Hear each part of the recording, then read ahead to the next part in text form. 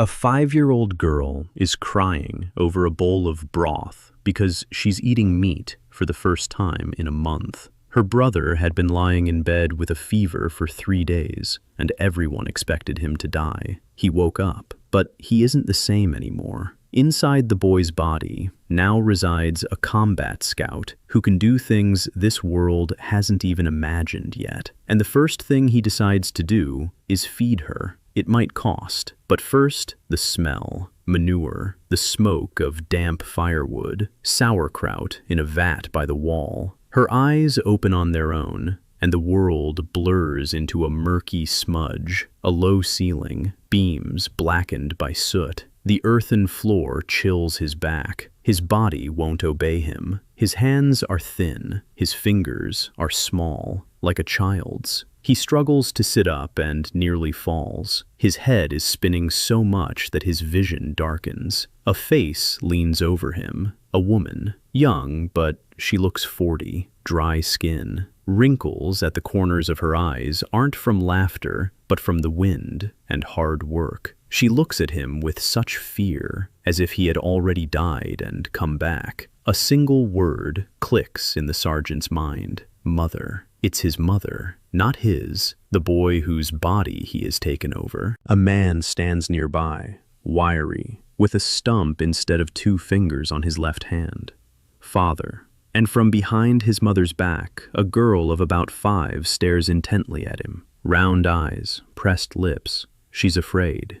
She's afraid of him. Fragments of someone else's memories float inside his skull. His mother's name, the path to the stream, the dog's nickname. The boy's memory has survived in pieces, like files on a damaged hard drive. Some are intact, others are full of holes, but it's enough to avoid giving himself away in the first hour. He lowers the body, slowly. He bows to his mother, low, in the local way. The body remembers how on its own. The boy's muscle memory still works. His mother shudders. She makes the sign of the cross with her fingers behind his back. He notices.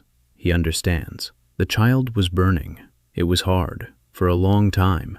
And now that he's woken up, everyone can see that he's different. The sergeant stands up in the boy's body. He sways, finds his balance, staggers toward the bucket by the wall. Every step feels like walking on a deck in a storm. His legs are weak. His knees are shaking. His muscles are empty. He scoops up water with his hand. He drinks. It's cold.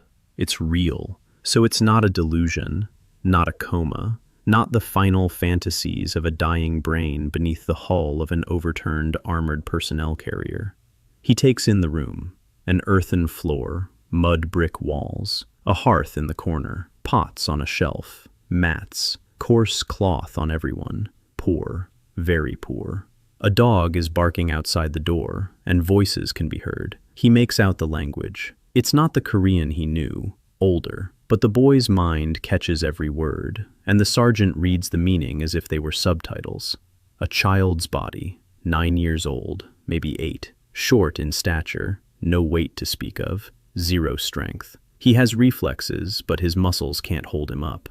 Where he is and what century this is, he doesn't know. He hasn't seen a weapon more complex than a knife yet. So, the first rule of reconnaissance: listen, watch, count, don't flinch. He sits back down. His mother crouches beside him. She places her palm on his forehead.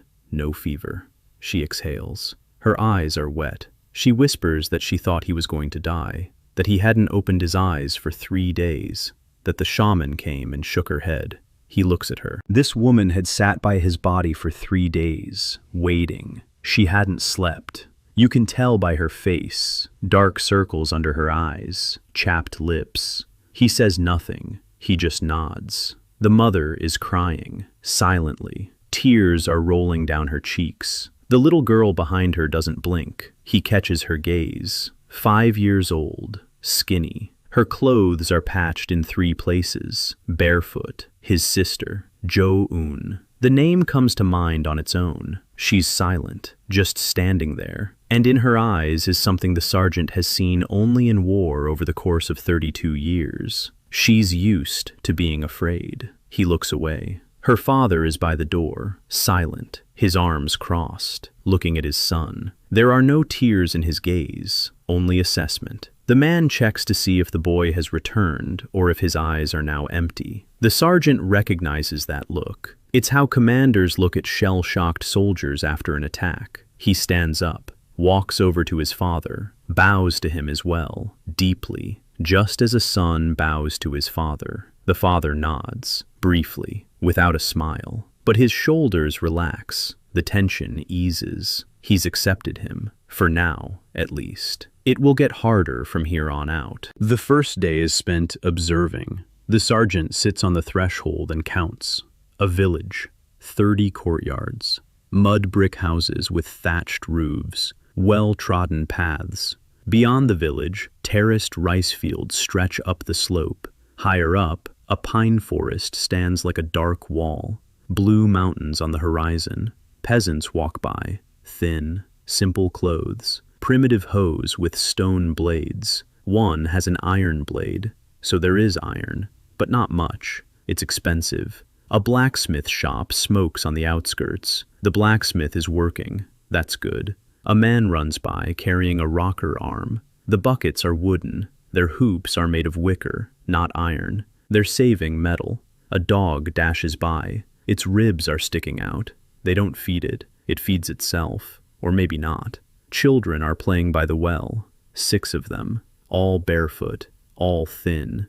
One smaller child sits apart, poking at the ground with a stick. He isn't. The sergeant takes note. Hierarchy. Even among children. An old man wanders by. A gray beard down to his chest. A silk ribbon in his hair. His clothes are slightly better than the others. Village headman, Moon. Memory confirms it. The old man glances sideways at the boy. Not out of interest, out of wariness.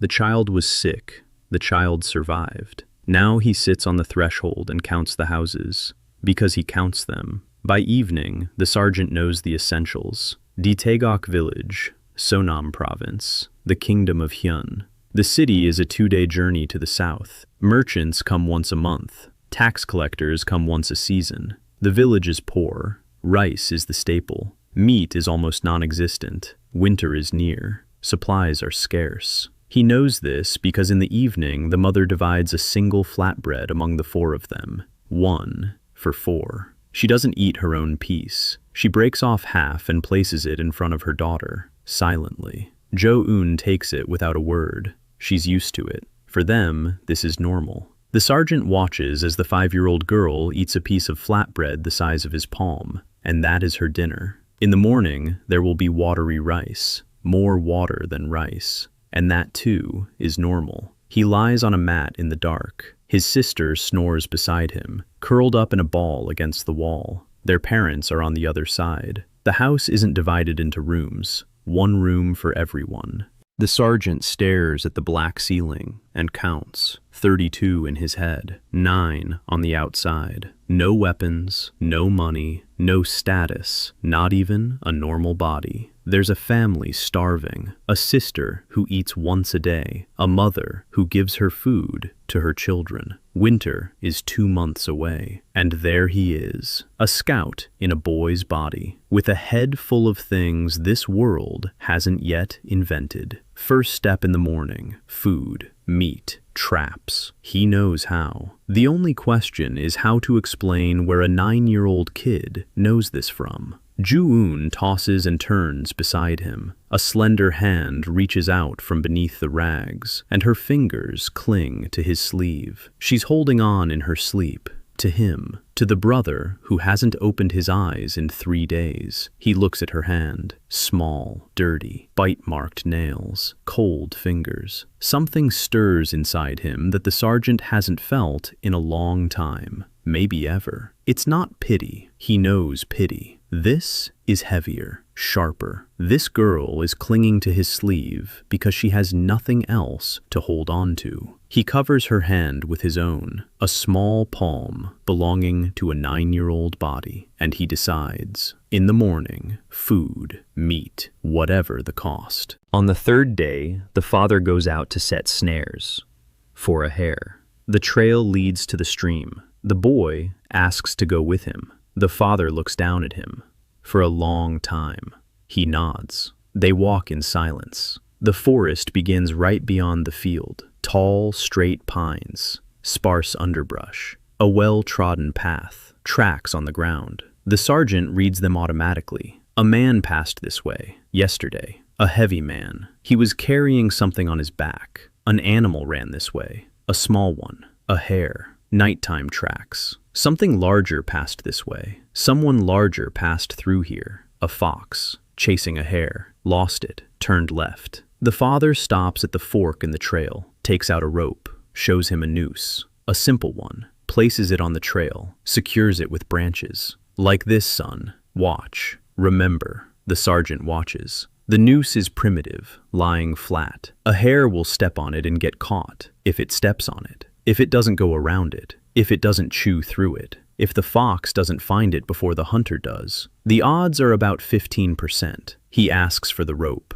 His father hands it to him. He watches closely. Jo-eun finds a bent branch, a young tree at the edge of the trail. He bends it, ties it on, ties a noose with a counterweight. The principle is simple. The hare steps forward. The noose tightens. The branch straightens. The prey leaps up and hangs there. The fox can't reach it. The rain won't wash away the tracks. All that's left for the hunter to do is take it down. His father watches silently as his son works. The boy's hands are small, but his movements are precise. Knot after knot. The noose, a counterweight, a trigger mechanism made of a stick and a stone. Done. The father looks at the trap, then at his son, then back at the trap. Then he asks, "Who showed you how to do this?" His voice is even, but the sergeant detects tension in it. The father tries to understand. The boy replies that he dreamed it. The father chews on a blade of grass. For a long time, he stares into the forest.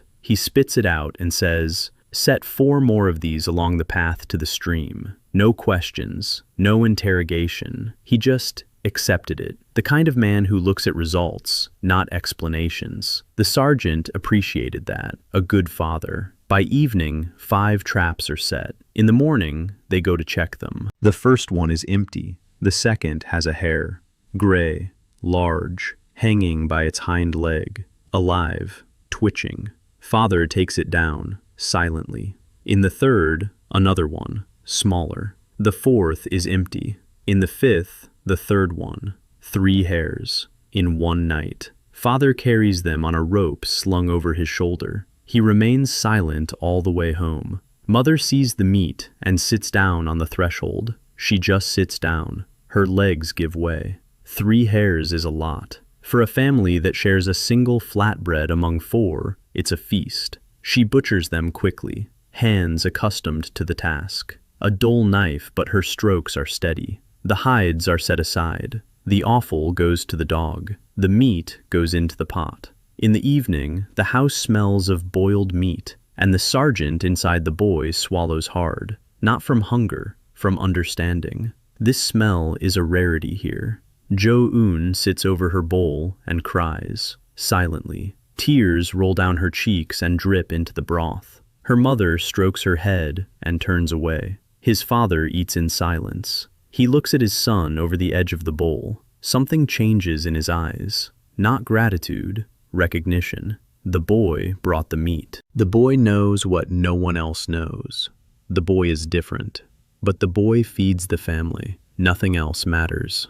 Jo-eun looks at his sister's wet cheeks, at her slender fingers clutching the bowl, at the way she eats greedily and cautiously at the same time, as if she's afraid the meat will disappear if she looks away. Inside, he feels the same stir he did that night when she clung to his sleeve, heavy, sharp.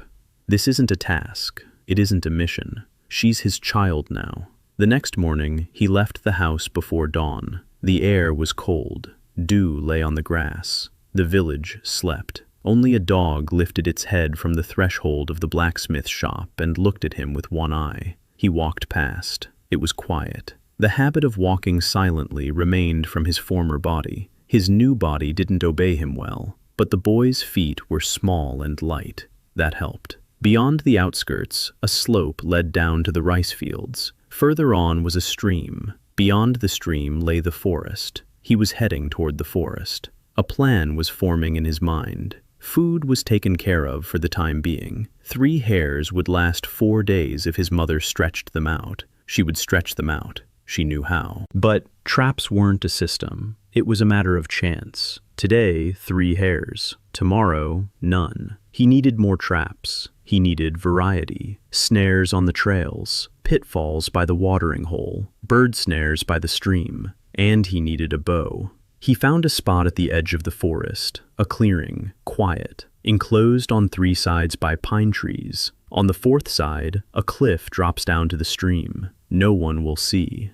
No one will hear. He began with his breathing. He stood still and breathed. Inhale for a count of 4. Hold for 2. Exhale for 6. Hold for 2. Again. The boy's body didn't know how to breathe properly. His lungs were small. His diaphragm was weak. After 10 cycles, his head began to spin. He sat down. He waited. He started again. Slower, gentler. Don't strain the body. Let it grow. An hour later, he could breathe through exactly 20 cycles without getting dizzy. Not much, but it was a start. Then he found some stones, 5 of them, each about the size of the boy's fist. He laid them out in a row on a tree stump. He stepped back 10 paces. He picked up another one, small, round. He threw it. Missed. Again. Missed. The third hit the one on the far left, knocked it down. The sound of a dry thud against wood. The boy's arm wouldn't obey him. His shoulder joint wasn't rotating properly. His wrist was weak, but his eye was sharp.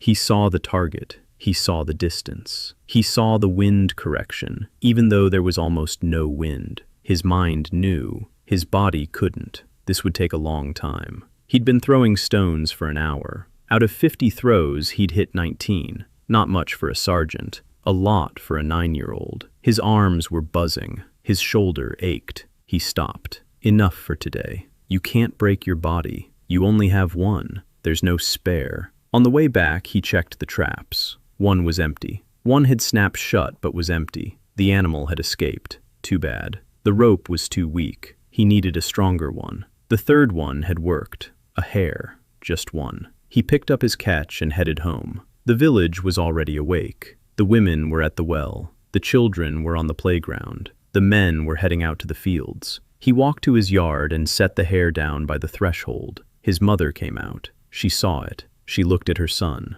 She didn't say a word. She took it. This routine had settled in over the course of a week. Up before dawn. Training. Checking the traps. Returning home. Every day he added one new trap.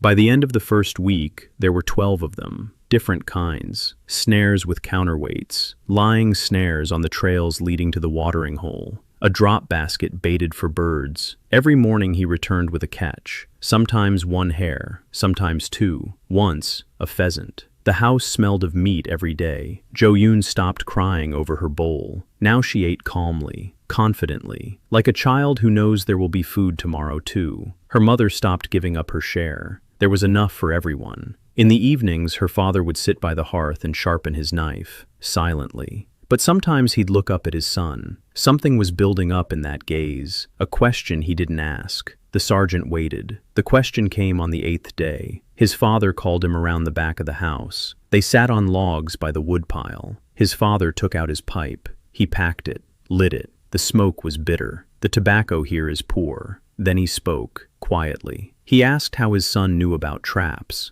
Jo-eun replied that he saw them in his dreams. That after his fever, he began to see things he hadn't seen before. How to set a snare, how to read tracks, where the game roams. His father smoked. He was silent. Then he asked if he saw anything else. Jo-eun said he could see how to shoot a bow, but he didn't have a bow. His father tapped the ash from his pipe onto a log. He stood up, went into the house, came back with something wrapped in a rag, unwrapped it. A bow, a small one, a child's bow. The wood had darkened with age. The bowstring was made of sinew. He said it was his bow, from childhood, too small for an adult, just right for a boy. Jo-eun took it in his hands, light, short. The draw was weak. For an adult sergeant, it would have been a toy. For a 9-year-old's body, it was the limit. He tried to draw it. His hands shook at full draw. He held it for 3 seconds. He let go. His fingers were burning. His father watched. He said nothing. He walked away. From that day on, the training changed. Breathing exercises in the clearing, then the bow, drawing the string, holding it, releasing. Without an arrow at first, just drawing and holding, counting his heartbeats. 1, 2, 3, release. Again. His body adjusted slowly. His back muscles burned. The fingers of his right hand were rubbed raw by the third day. He tore a strip from an old shirt and wrapped it around his fingers. He continued. On the 5th day of archery training, he shot for the first time. The arrow wasn't his. He'd found 3 of them in the corner of the house.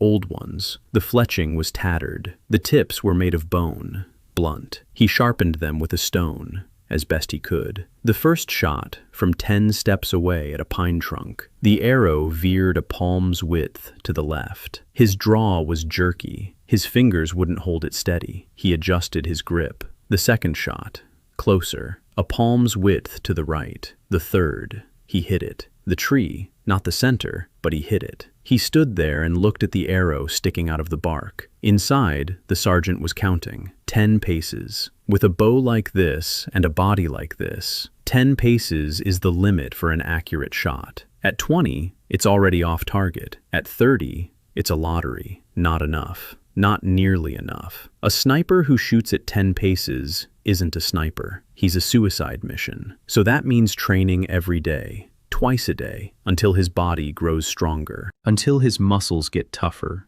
until 10 paces become 30, and 30 become 50, and 50, 100. He pulled the arrow out of the tree, stepped back 12 paces, fired again. By the end of the second week, Zhao could hit the palm of his hand from 20 steps away, every other time, but he hit it. His mother saw his hands that evening, worn down, red. The skin on the fingers of his right hand was scraped down to the flesh. She began to cry. Silently, he picked up the hare he'd brought in that morning from the corner and placed it in front of her. A shot to the eye from 30 steps away. She looked at the hare, at his hands, at the hare again. She wiped away her tears and went to gut it. The village began to take notice, not right away. But by the end of the second week, the silence around the Han family's house had changed. Old grandfather Cho, a hunter with 40 years of experience, walked past their yard and saw the hides drying, 5 of them, in 1 week. He stopped, counted them, looked at the house, kept walking, but he glanced back. Aunt Pok-sun came on the second day after she recovered and sat there for an hour. She looked at the boy, felt his forehead, peered into his eyes, mumbled to herself, left.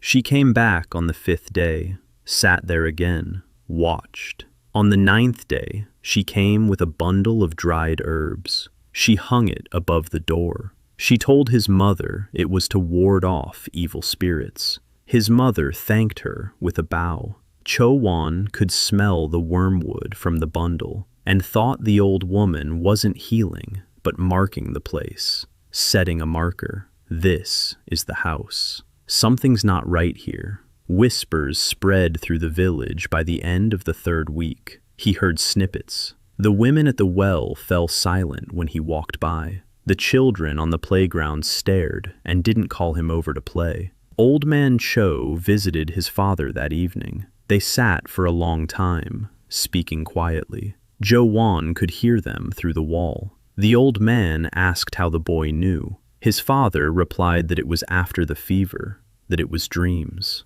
The old man said that didn't happen that way, that children don't set traps better than their grandfathers, that the boy shoots a bow and arrow, yet no one taught him. His father was silent. Then he said one thing: "My son feeds my family." Quietly, firmly. The old man left. But the whispers didn't stop. The sergeant understood the situation. It's a small village. Everyone sees everything. A boy who became different after an illness is an anomaly. There's no word for anomaly here. Here, there's a word: changeling. The spirits took the real child and slipped in their own. That's what they think. That's what they whisper. It's dangerous. Not right now, but if things get worse, if there's a drought, if there's a disease, if someone dies, the changeling will be to blame. So he has to measure it out. Show just enough to feed the family. No more, no less. Genius is like medicine. A drop heals. A spoonful kills. He began hiding part of his catch. Out of 5 traps, he brought 3 home with a catch. He left 2 in a hiding place in the forest,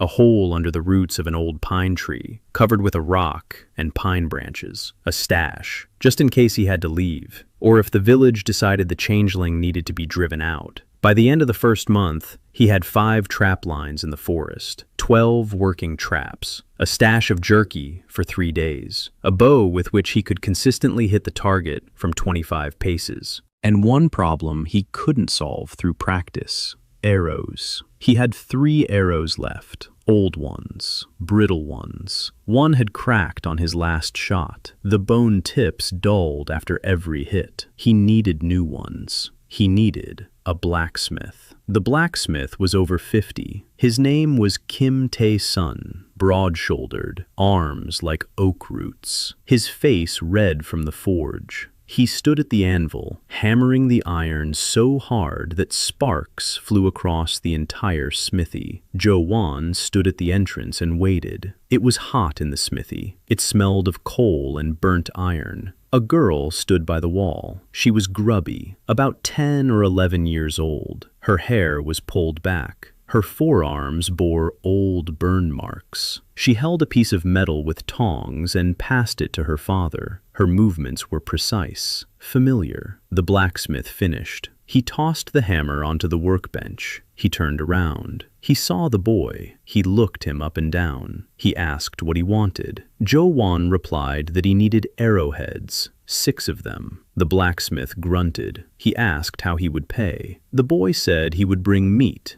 2 hares. The blacksmith thought for a moment. 2 hares for 6 arrowheads. That's a good price. Meat is expensive. There isn't much iron in the arrowheads. He nodded. He told him to come back in 3 days. Jo-eun didn't leave. He took out a stick. He crouched down. He began to sketch in the dust on the smithy floor. The blacksmith watched. The girl by the wall craned her neck. A drawing appeared on the floor. A blade tip. Not an ordinary one. Not the flat, sheet-like ones everyone made here. Faceted, triangular. A triangular cross-section, sharpened along the edges, 2 fingers long, a tang for the shaft. The blacksmith crouched down beside him. He watched. His expression changed. Interest. Genuine interest. He asked why it was made that way. Jo-eun explained simply. A flat arrowhead gets stuck in the bone. If it hits a beast's rib, the arrow stops. A faceted one passes between the bones. The sides of the triangle push them apart. It doesn't get stuck. It goes deeper. The wound doesn't close because the 3 edges create a jagged channel. The beast loses blood faster. It dies faster. The blacksmith was silent for a long time. Then he looked at the boy with different eyes, not as a child, but as a master. He asked how he knew this. A dream, said Jo-eun. I dreamed it. The blacksmith spat. He said that no one had ever made such arrowheads in his memory, that the design was complex,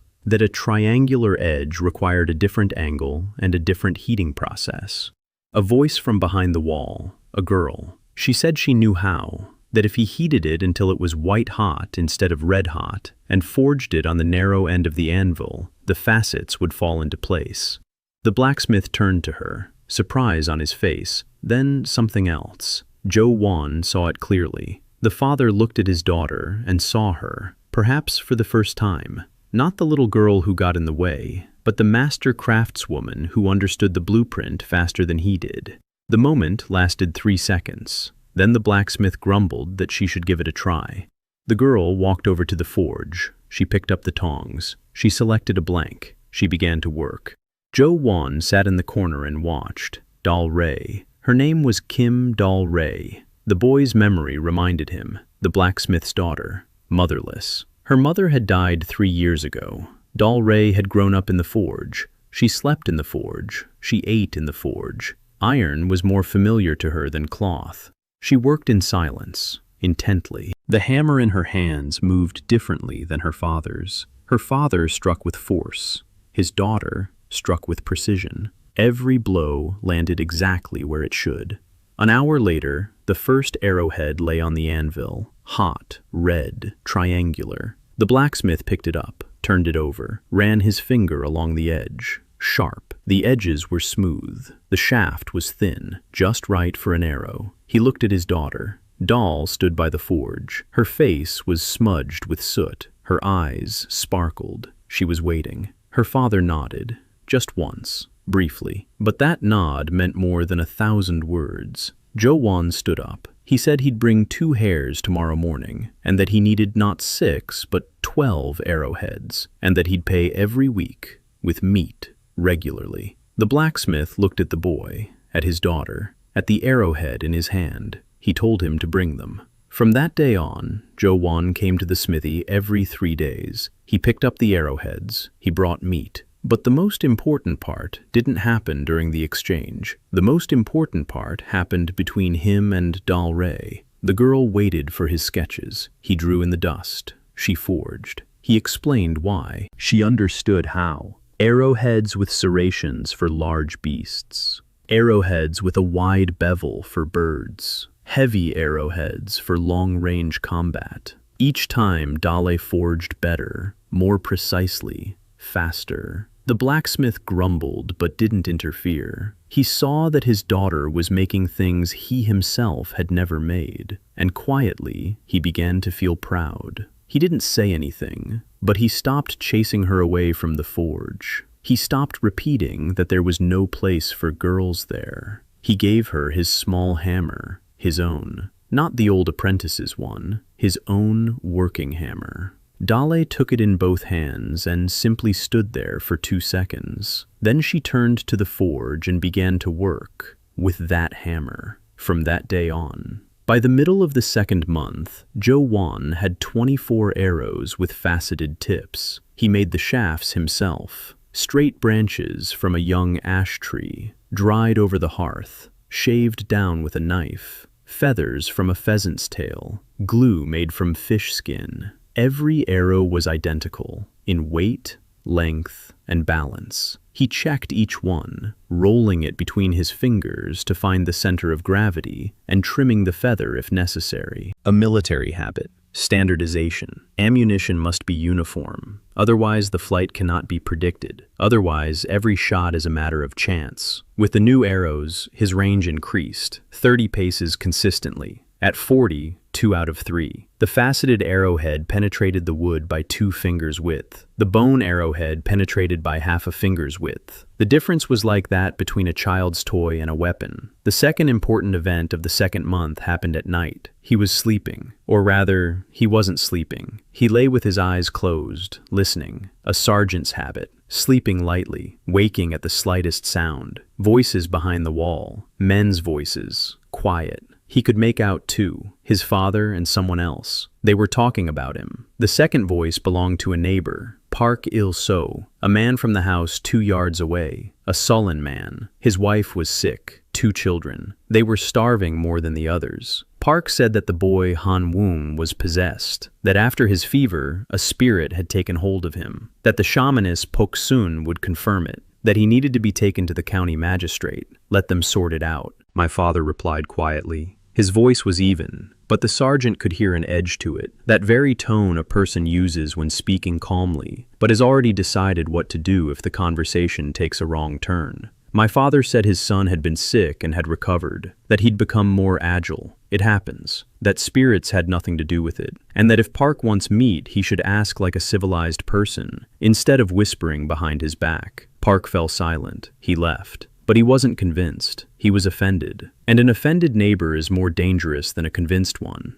In the morning, Jo-eun took 2 hares from his hiding place. He went to Pak's house. He set them down on the doorstep. He left, silently. He didn't wait. He didn't explain. let his wife find them in the morning and wonder what her husband had brought, or let her realize that the boy had overheard, and that he'd left the meat rather than harboring a grudge. Either option would work. By evening, Park stopped by their house. He sat by the hearth. He was silent. Then he told his father that he had a good son, and he left. The problem wasn't solved. It was put off. But in a village of 28 households, putting off a problem is already a victory. The shamaness Pok-sun came the next day, not to his mother, to him. She found him by the stream where he was checking his snares. She was over 60. Her back was hunched. Her hands were gnarled. Her eyes were sharp as a hawk's. She sat down on a rock nearby. She was silent. He was silent too. He was removing a hare from the trap. He was working. 10 minutes of silence.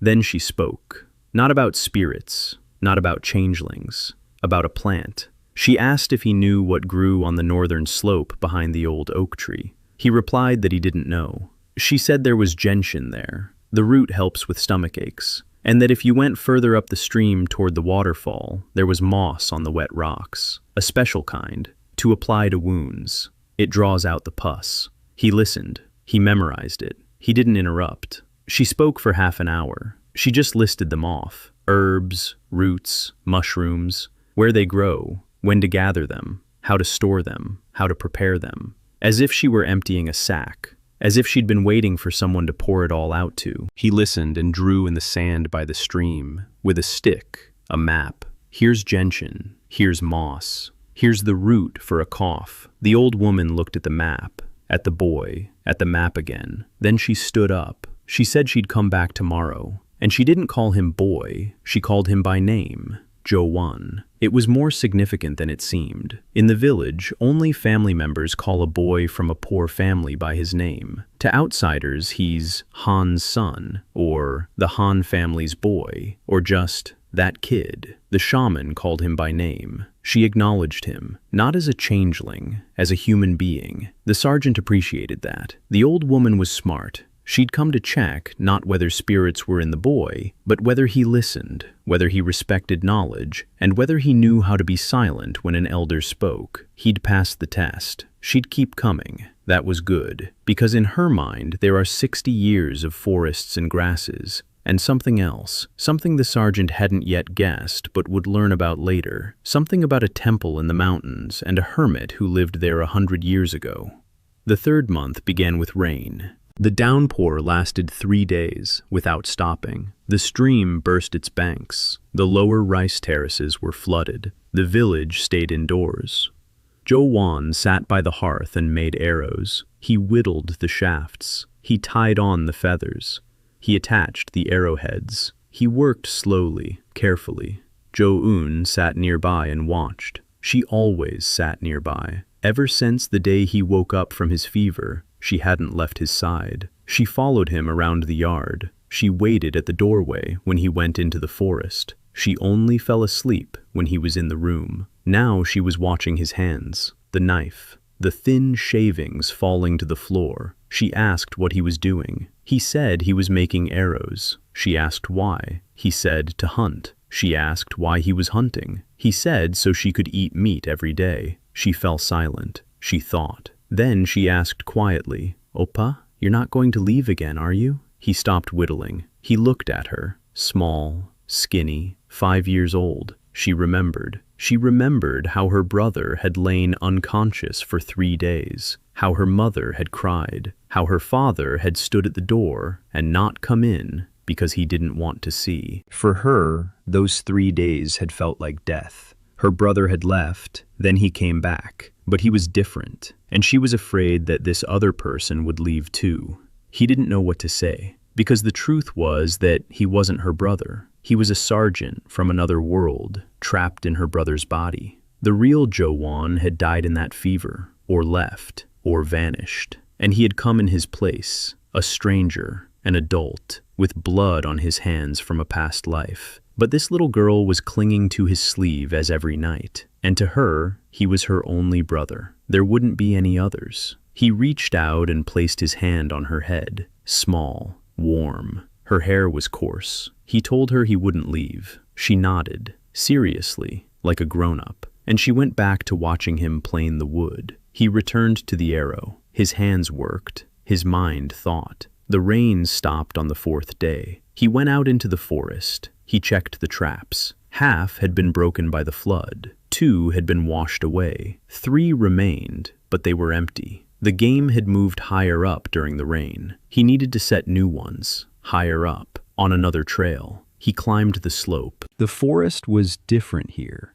The pines were taller, older. The underbrush was thicker. The animal trails were narrower and more tangled. Tracks. He studied them. A deer had passed through 2 days ago, before the rain.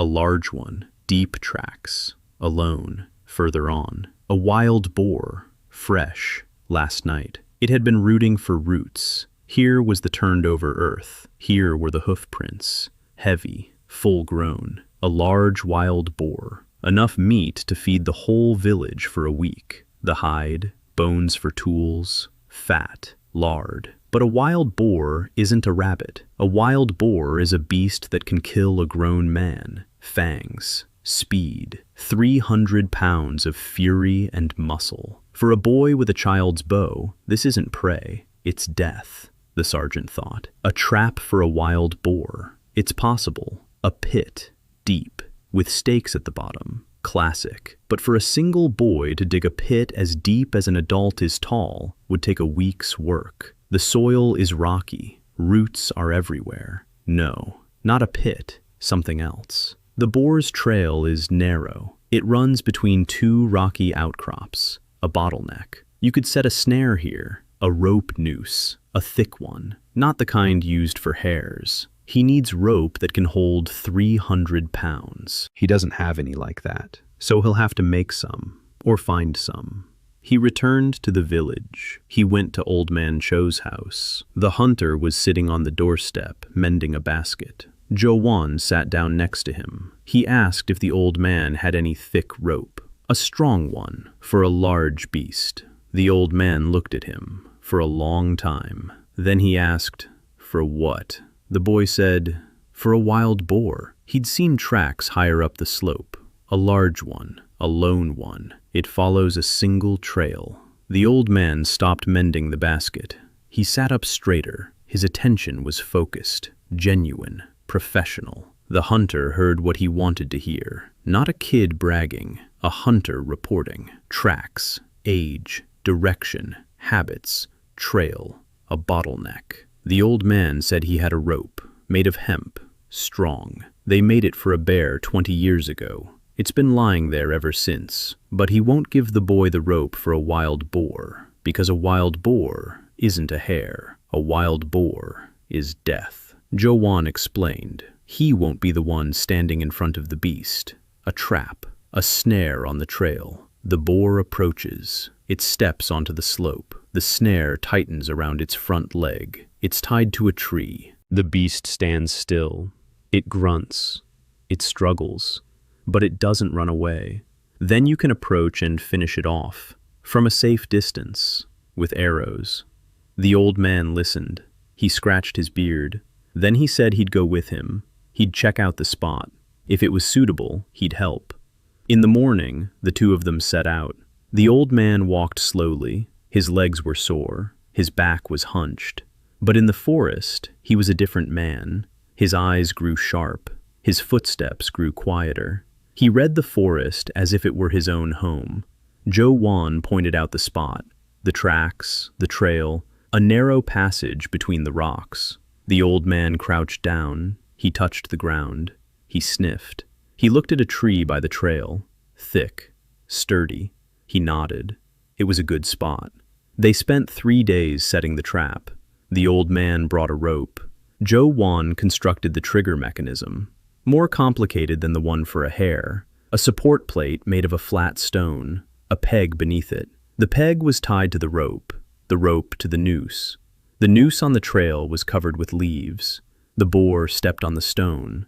The stone presses down on the peg pops out. The rope tightens. The noose snaps upward and tightens around the leg. A counterweight on a tree branch finishes the job. The beast stands still. Old Man Cho looked at the mechanism and shook his head, not out of dissatisfaction, out of surprise. He'd been setting traps for 40 years. A snare and a pit, a snare and a pit, nothing else. Here, the boy had shown him a contraption he'd never seen before. He didn't ask where it came from. He'd already heard the story about the dreams. He didn't believe it, but the result stood before him. It worked. It was well thought out. They waited 2 days. On the third night, Jo-eun came to the trap at dawn. From a distance, he heard a roar, hoarse, angry. The ground beneath his feet shook from the blows. The boar was caught in the noose. Its front right leg was in the rope. The beast was struggling.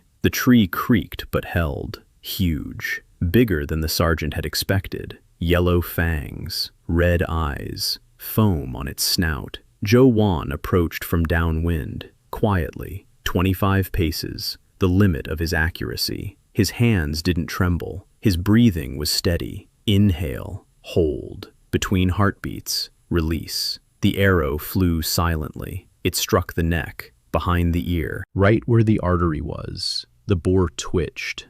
It bellowed. It thrashed at its tether. Blood gushed from the wound in a black stream. A second arrow, into the side, under the shoulder blade, the lung. The boar wheezed. Its legs buckled. It fell. It thrashed on the ground. Then it went still. Silence. Only the birds. Jo-eun stood there, breathing. His hands were shaking, not from fear, from tension. The boy's body was pushed to its limit. His back was on fire. His fingers had gone numb from pulling the bowstring. 2 arrows, 2 spots, the neck and the lung. The beast died within a minute. Old man Cho arrived. He stood over the carcass. He said nothing. Then he looked at the arrows, at the points of impact, at the boy. And for the first time ever, he spoke a single word, "Master," quietly, under his breath, but Jo-eun heard it. It took 4 men to drag the boar. Old man Cho called 2 men from the village. The carcass was heavy. The trail was narrow. When they reached the outskirts, people began to come out of their houses. A boar, a huge one. They hadn't bagged one like that in Taegok in 5 years. His mother stood in the doorway, her hand over her mouth, her eyes wide. Jo-eun peeked out from behind her. His father walked over to the carcass. He looked at the arrows, at the arrowheads, faceted, triangular. They didn't make those in the village. He looked at his son. The boy stood next to Old Man Cho and looked as if he'd just returned from a walk. No joy on his face, no pride, a steady gaze, calm, like that of a man who's doing his job, just his job. That evening, the village ate meat, all 28 households. Jo-eun's mother divided it up, together with the village headman's wife, each household a piece. The bones were given away. The hide was given to the blacksmith for his work. The fat was collected. The lard was salted. For 3 days, Taegok forgot the word changelings. It's hard to call someone a changeling when they're feeding you meat you haven't eaten in 5 years. But the sergeant knew this was temporary. Gratitude is shorter lived than hunger. As soon as the meat runs out, the whispers will return. That means the meat can't run out. So the wild boar must become not an event, but a system. He began to think about constant hunting, not traps for small game, but real hunting for big game. For that, he needed people, not adults. The adults are busy in the fields, and adults won't listen to a 9-year-old boy.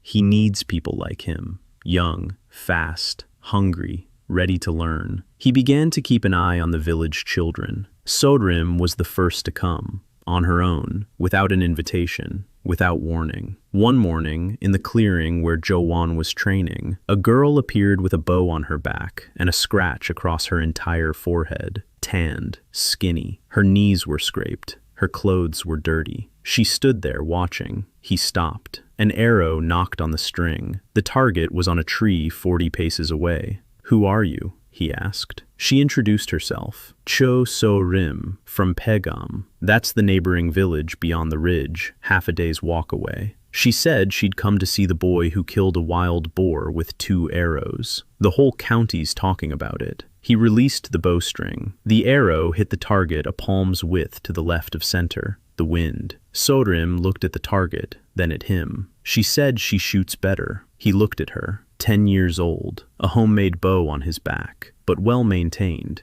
a new bowstring, arrows in a birch bark quiver, 4 of them. The arrowheads were made of bone, but sharpened to a fine point. Her father was a hunter. He could tell from everything, the way she stood, the way she held her shoulders, the way she looked at the target, not at the arrow, but at the target, a shooter's habit. He stepped aside, nodded toward the target. She drew the bow, stood up, feet wider than her shoulders, left foot forward, a hunter's stance. She drew the string back, released it. The arrow landed 2 fingers to the right of center. Good, very good, for a kid with a homemade bow. She turned toward him, a defiant look on her face. Well, he replied that it was a good shot, but her stance was open. Her left shoulder was raised. When she released the arrow, the string caught on her sleeve. That's why the arrow veered to the right. She frowned. She looked at her sleeve, at her left shoulder. She thought for a moment. She lowered her shoulder. She stood up again. She drew the bow. She released the arrow. The arrow landed a finger's width from the center. Her eyes went wide. She turned to him and didn't say a word. She just stood there and watched. That's how it starts when you're 10 years old and someone, with a single sentence, makes your shot twice as accurate.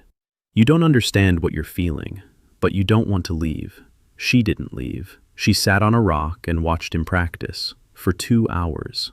Then she asked if she could come back tomorrow. He said she could. She came every day, half a day's journey one way, half a day back. After a week, she started coming before dawn. So she was leaving the house in the middle of the night. So she lied to her father. Or maybe she didn't. So it must be important. On the 3rd day, he asked about her father. She fell silent for a long time. Then she said her father was sick, an old wound. A wild boar had torn his leg while hunting 6 years ago. They hadn't stitched it up properly. The wound would heal, then reopen. Right now, he's in bad shape. His leg is swollen. He has a fever. He can't get out of bed. If he dies, Sodom will be alone, without a last name, without a family. They'll marry her off to a widowed blacksmith from Pagam. She's 10 years old, and she already knows her fate. Jo-eun listened. He didn't interrupt. Then he asked where the wound was. She pointed to her leg, above the knee, on the inner thigh. He thought about it. An old, ragged wound that won't heal. 6 years, so something must still be inside. A bone fragment, or dirt, or dead tissue. Her body is fighting it, but can't clear it out. The infection keeps coming back. In his past life, this would have been treated surgically. Cut it open, clean it out, stitch it up. There's no surgery here, but there is something else. Old woman Pok-sun. 3 weeks ago, she talked about the moss by the waterfall. It draws out the pus, and about gentian root for inflammation, and about cauterizing with a red-hot knife. An old method, brutal, but it works. He told Sorim he wanted to look at his father's wound. She fell silent. She looked at him. The sergeant saw 2 emotions battling in her eyes, hope and fear. Hope that this strange boy knew something that would help. Fear that if it didn't help, there would be no hope left. She nodded. The next morning, they went to Pagam together, half a day along the mountain trail. Sodim walked quickly, as usual. He could barely keep up. The boy's body was too weak for long hikes. His legs were aching. His breathing was labored, but he kept going. Pagam was smaller than Taegok, 12 courtyards. The houses were poorer. The people were thinner. Sodim's house stood on the edge of the forest. 1 room, a hearth, mats, the smell of illness. Her father lay on a mat by the wall, Taegok, 40 years old, but he looked 60, thin, pale. His leg was bandaged with a dirty rag. He opened his eyes when they entered. He looked at his daughter, then at the boy. He frowned. Sodim said the boy knew about the wounds. Her father snorted. It didn't matter. He didn't care. He was tired of fighting. Jo-eun stepped forward. He unwrapped the bandage. The smell hit his nose. Rottenness. The wound was open, red, swollen. The edges were ragged. Inside was yellow-green pus, deep. The muscle was damaged. The tissue was dead. The skin around the wound was hot. An infection, a serious one. If it wasn't cleaned out, In a month or two, it would poison his blood and kill him. He sat down next to him. He looked at So-eun. He said he could try, but it would hurt, very much so, and he'll need supplies, clean cloth, lots of it, hot water, boiling water, a knife, a sharp one, a small one, alcohol or strong wine if available, moss from the waterfall, gentian root. She listened, nodded, ran off, returned an hour later. She found some cloth at a neighbor's house. She boiled some water. She didn't have a small knife, but she had a blacksmith's awl.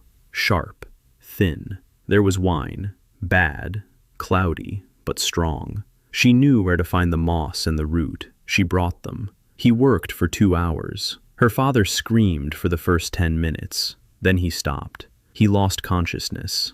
Good. That's easier. Jo-eun cut the wound open wider with the knife. He scraped out the pus. He found what he was looking for inside. A shard, small, bone. 6 years in his leg. His body had tried to push it out. It couldn't. It had festered around it. He pulled the shard out with an awl. He rinsed the wound with boiling water. He cauterized the edges with a red-hot blade. The smell of burnt flesh. So-eun stood nearby and didn't look away. She didn't cry. She didn't look away. She held her father's hand. He applied moss, a clean cloth on top. He bandaged it. He gave her a gentian decoction. He poured it into the unconscious man's mouth. He told So-eun to change the bandage every day, fresh moss each time. Gentian decoction in the morning and evening. Don't let him get up for 10 days. She nodded. She memorized it all. Her eyes were dry. Her face was serious. On the way back, she walked in silence for a long time. Then she said that if her father survived, she would do whatever Jo-eun told her to do. Everything. He replied that she didn't need to do everything. She just needed to shoot. Shoot well. Better than she does now. She nodded. 10 days later, she came to the clearing with news. Her father was up. The swelling had gone down. The wound was healing. He wasn't running a fever. For the first time in 6 months, he wasn't running a fever. She stood before him, not knowing what to say. Then she raised her bow and took her stance. He began to count. Not like a girl. Not like a child. Like a partner. Breathing. Inhale for a count of 4. Hold for 2. Exhale for 6. Shoot between heartbeats. Don't jerk the trigger. Let it go. Don't pull your fingers off the string. Spread them. Smoothly. Like a flower. She picked it up quickly. Her body was young. Supple. Muscles accustomed to the bow since she was 6. The only thing she lacked was knowledge. The kind no one in this world could give her. The technique of control. Precision not based on talent but on a system. Within a month, she could hit the palm of a hand from 40 steps away. Consistently. Better than he had been at the start. She was faster. Her fingers were longer. Her eyes were sharper. She lacked strength, but that would come with age. For now, she was the second archer. His second archer. He began to take a closer look at the others. There were boys in the village, 5 of suitable age, but not all of them were suitable. 2 were lazy. 1 was a coward. That left 2. Gyeong-ho, 12 years old, the village headman's son. Quiet, big for his age, strong, not fast but tenacious. And Sonu, 10 years old, an orphan. He lives with his aunt. Skinny, angry, fast, always hungry, eyes like a wolf-cub's. Jo-eun approached each one separately. He found Gyeong-ho by the well. He offered to teach him how to shoot. The boy looked on with interest, but he said his father wouldn't allow it. The village head believed that hunting was for adults. The sergeant understood. He had to go to the village head, straight to him. No tricks.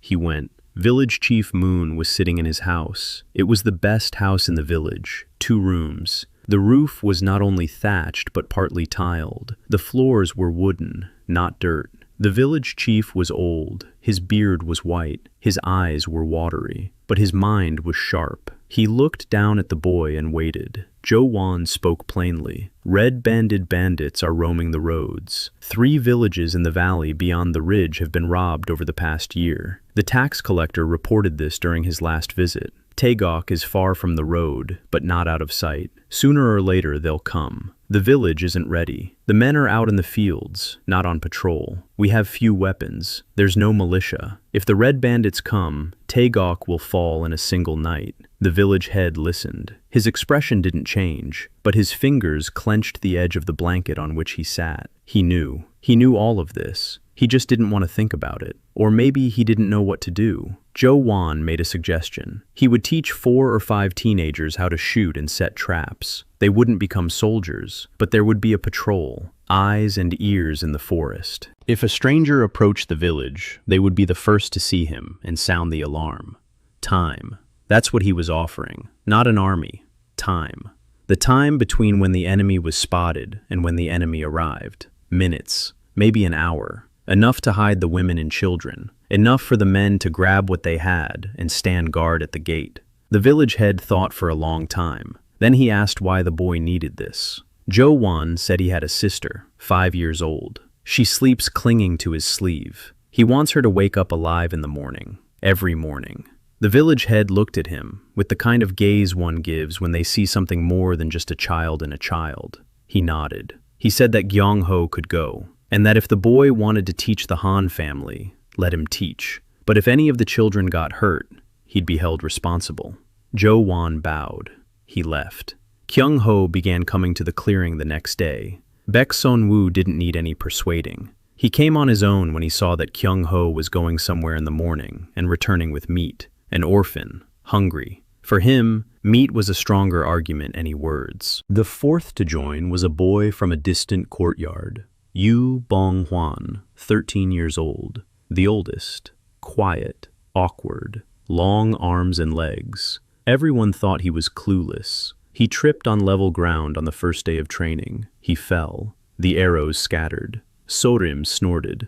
Jo-eun looked at him, at his long arms, at his long fingers, at his draw. He ordered him to stand up and draw the bow. Bong-hwan drew it. His draw was like that of an adult. Full draw. He held it for 6 seconds without a tremor. He wasn't clumsy. He was awkward. And awkwardness passes. It's just no. In a year, this kid would be the best long-range shooter in the area. Jo-eun told him he had good hands. Bong-hwan looked at his own hands, then at the boy. Then he turned away. But his shoulders straightened. A week later, he was hitting the target from 30 paces. Not precisely, but consistently. 2 weeks later, from 40. Sorim was the best in accuracy, Gyeong-ho in strength, Sonu in speed, Bong-hwan in range. 5 of them, including him. 5 archers in a clearing in the woods where no one could see them. Training every morning, 2 hours.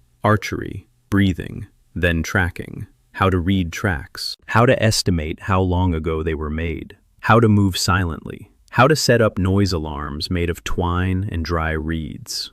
A thread strings between the trees. Dry pods are tied to them. Someone brushes against a string. The pods rattle. The simplest early warning system. They set up the alarms along the trails leading to the village. 3 lines. Far, middle, near. Jo-eun explained why. The enemy is coming down the trail. They set off the farthest one. The sentry hears it. He runs to the village.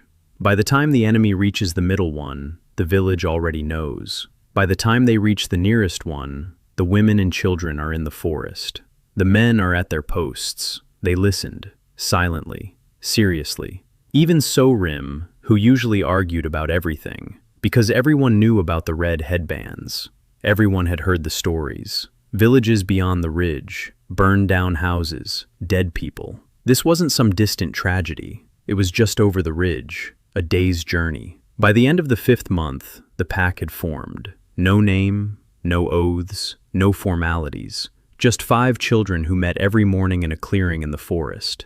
They shot, they ran, they set up signal fires. They learned to read the forest. And every evening, they went home. With meat, because Jo-eun had made a rule. Every training session ends with a hunt. Everyone brings home their catch. Not out of nobility, out of calculation. As long as the children bring home meat, the parents don't ask questions. As long as the parents don't ask questions, the pack survives. So-rim brought home a pheasant, and her father smiled for the first time in 6 months. Gyeong-ho brought home 2 hares, and his mother kissed him on the forehead. Sonu brought home a hazel grouse, and the aunt who had been feeding him out of pity looked at him differently. Bong-hwan brought home a wild boar leg from the communal hunt, and the neighbors stopped calling him a fool behind his back. Meat, a simple thing, but in a world where people are starving, meat is power. Meat is silence. Meat is permission to carry on. That evening, Jo-eun sat on the threshold and watched the sunset. Next to him, Jo gnawed on a piece of dried venison, calmly, not greedily, like a child who knows there will be meat tomorrow, and the day after tomorrow, and in a week. Behind him, his mother was mending a shirt and humming, softly. For the first time in a long time, she was singing. The sergeant listened and thought, 5 months, 5 riflemen, a signal system on the trails, a supply of meat. The blacksmith is making arrowheads. The shaman is on his side. The village is fed and quiet. Good, but not enough. Because somewhere beyond the ridge, people with red headbands are on the move. And sooner or later, they'll turn toward Taegok. The question isn't if, the question is when. In the 6th month, Yuna arrived. Jo-eun found her in a ravine by a stream further downstream in the morning. He was on his way to check the distant traps. He heard a sound, a quiet one, not a moan, not a cry, breathing, rapid, ragged, like that of a wounded animal hiding and waiting for death. He stopped, listened, went down to the stream. Under the roots of an uprooted pine tree lay a girl, 14 years old, maybe 13, thin, dirty. Her clothes were torn. There was a wound on her left shoulder, long, from her collarbone to her shoulder blade, deep. The fabric around it was brown with dried blood. Fresh blood was oozing slowly. The wound was inflamed. The edges were red, fever. He could tell by her eyes, cloudy, unseeing. She was looking at him but didn't see him. Or perhaps she saw him but couldn't comprehend what she was seeing. He crouched down beside her, slowly, gently, the way one approaches a wounded animal. He didn't reach out his hand. He didn't speak. He simply sat down, at arm's length, and waited. After a minute, her breathing slowed slightly.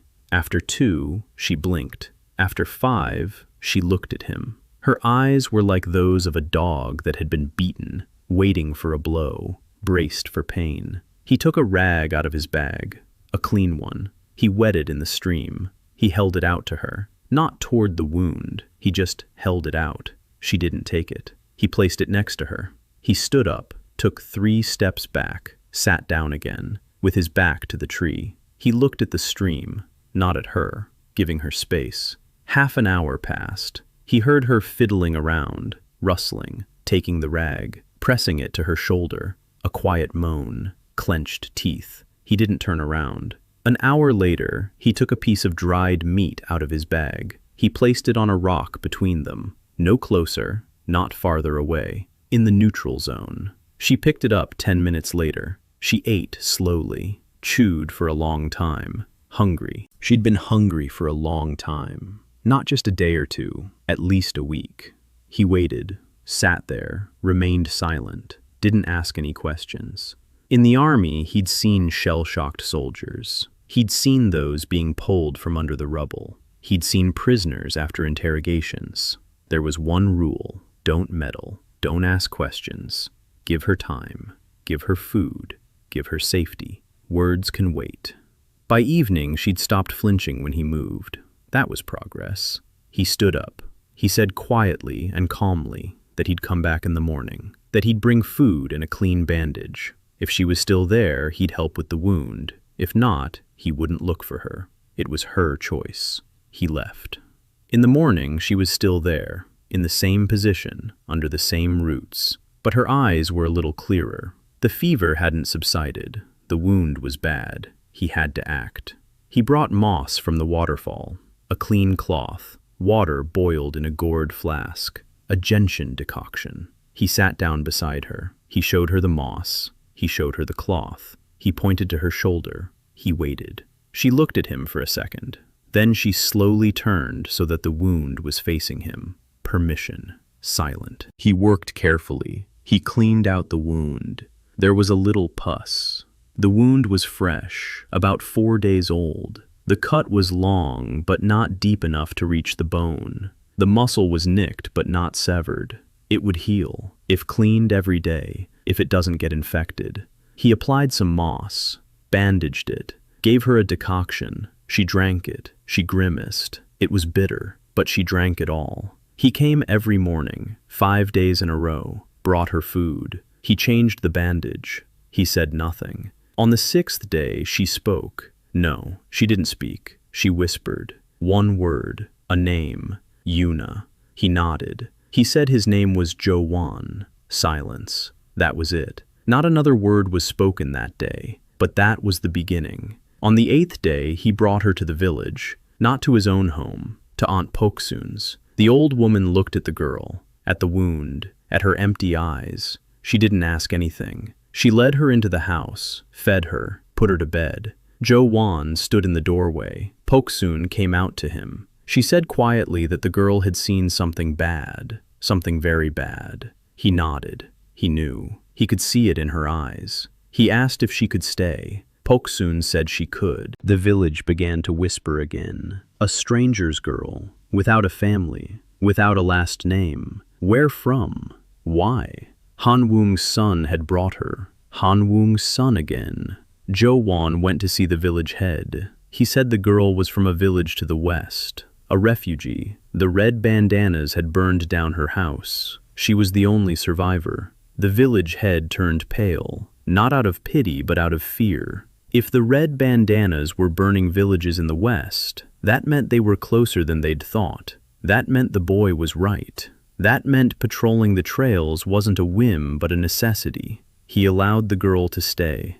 Yuna lived with Pok-sun. She remained silent. For the first month, she didn't utter a single word besides her name. She moved about the house without a sound. She ate very little. She slept curled up against the wall. She flinched at sudden noises. If someone raised their voice nearby, she would freeze. Her eyes would go glassy. She would retreat somewhere deep inside herself. Jo-eun knew what it was. He could see it. Post-traumatic stress. In his world, that takes years to treat. There are no psychologists here. There's no word for it here. Here, there's only one remedy that the sergeant knew from experience. A task. A small one. A simple one. Doable. To keep her hands busy. To take her mind off things. He started small. He asked her to carry water to the training field. A canteen, the trail, the field, back. A half-hour task. She did it in silence. Every day. Then he asked her to count the arrows. After training, gather them up and count them. 24. Are they all there or not? If not, find the missing one. She counted. She found them. She brought them back. In silence. A month later, he gave her a more difficult task. Check the signal threads along the distant trail. Follow the line. Look, is the thread intact or broken? Are the pods still there or have they fallen? Report back. She began going into the forest alone. Quietly, silently. She moved like a shadow. Slim, light. Her feet were accustomed to the forest. She had grown up in a village near the forest. The forest was familiar to her, and she felt calmer in the forest than among people. After 2 months, she began to whisper. Not words, sounds, numbers. 24. Everything's in place. The far line is intact. The middle one, too. After 3 months, she was speaking, quietly, in short phrases, not to everyone, only to him. Sorim, Pok-sun, Jo-eun.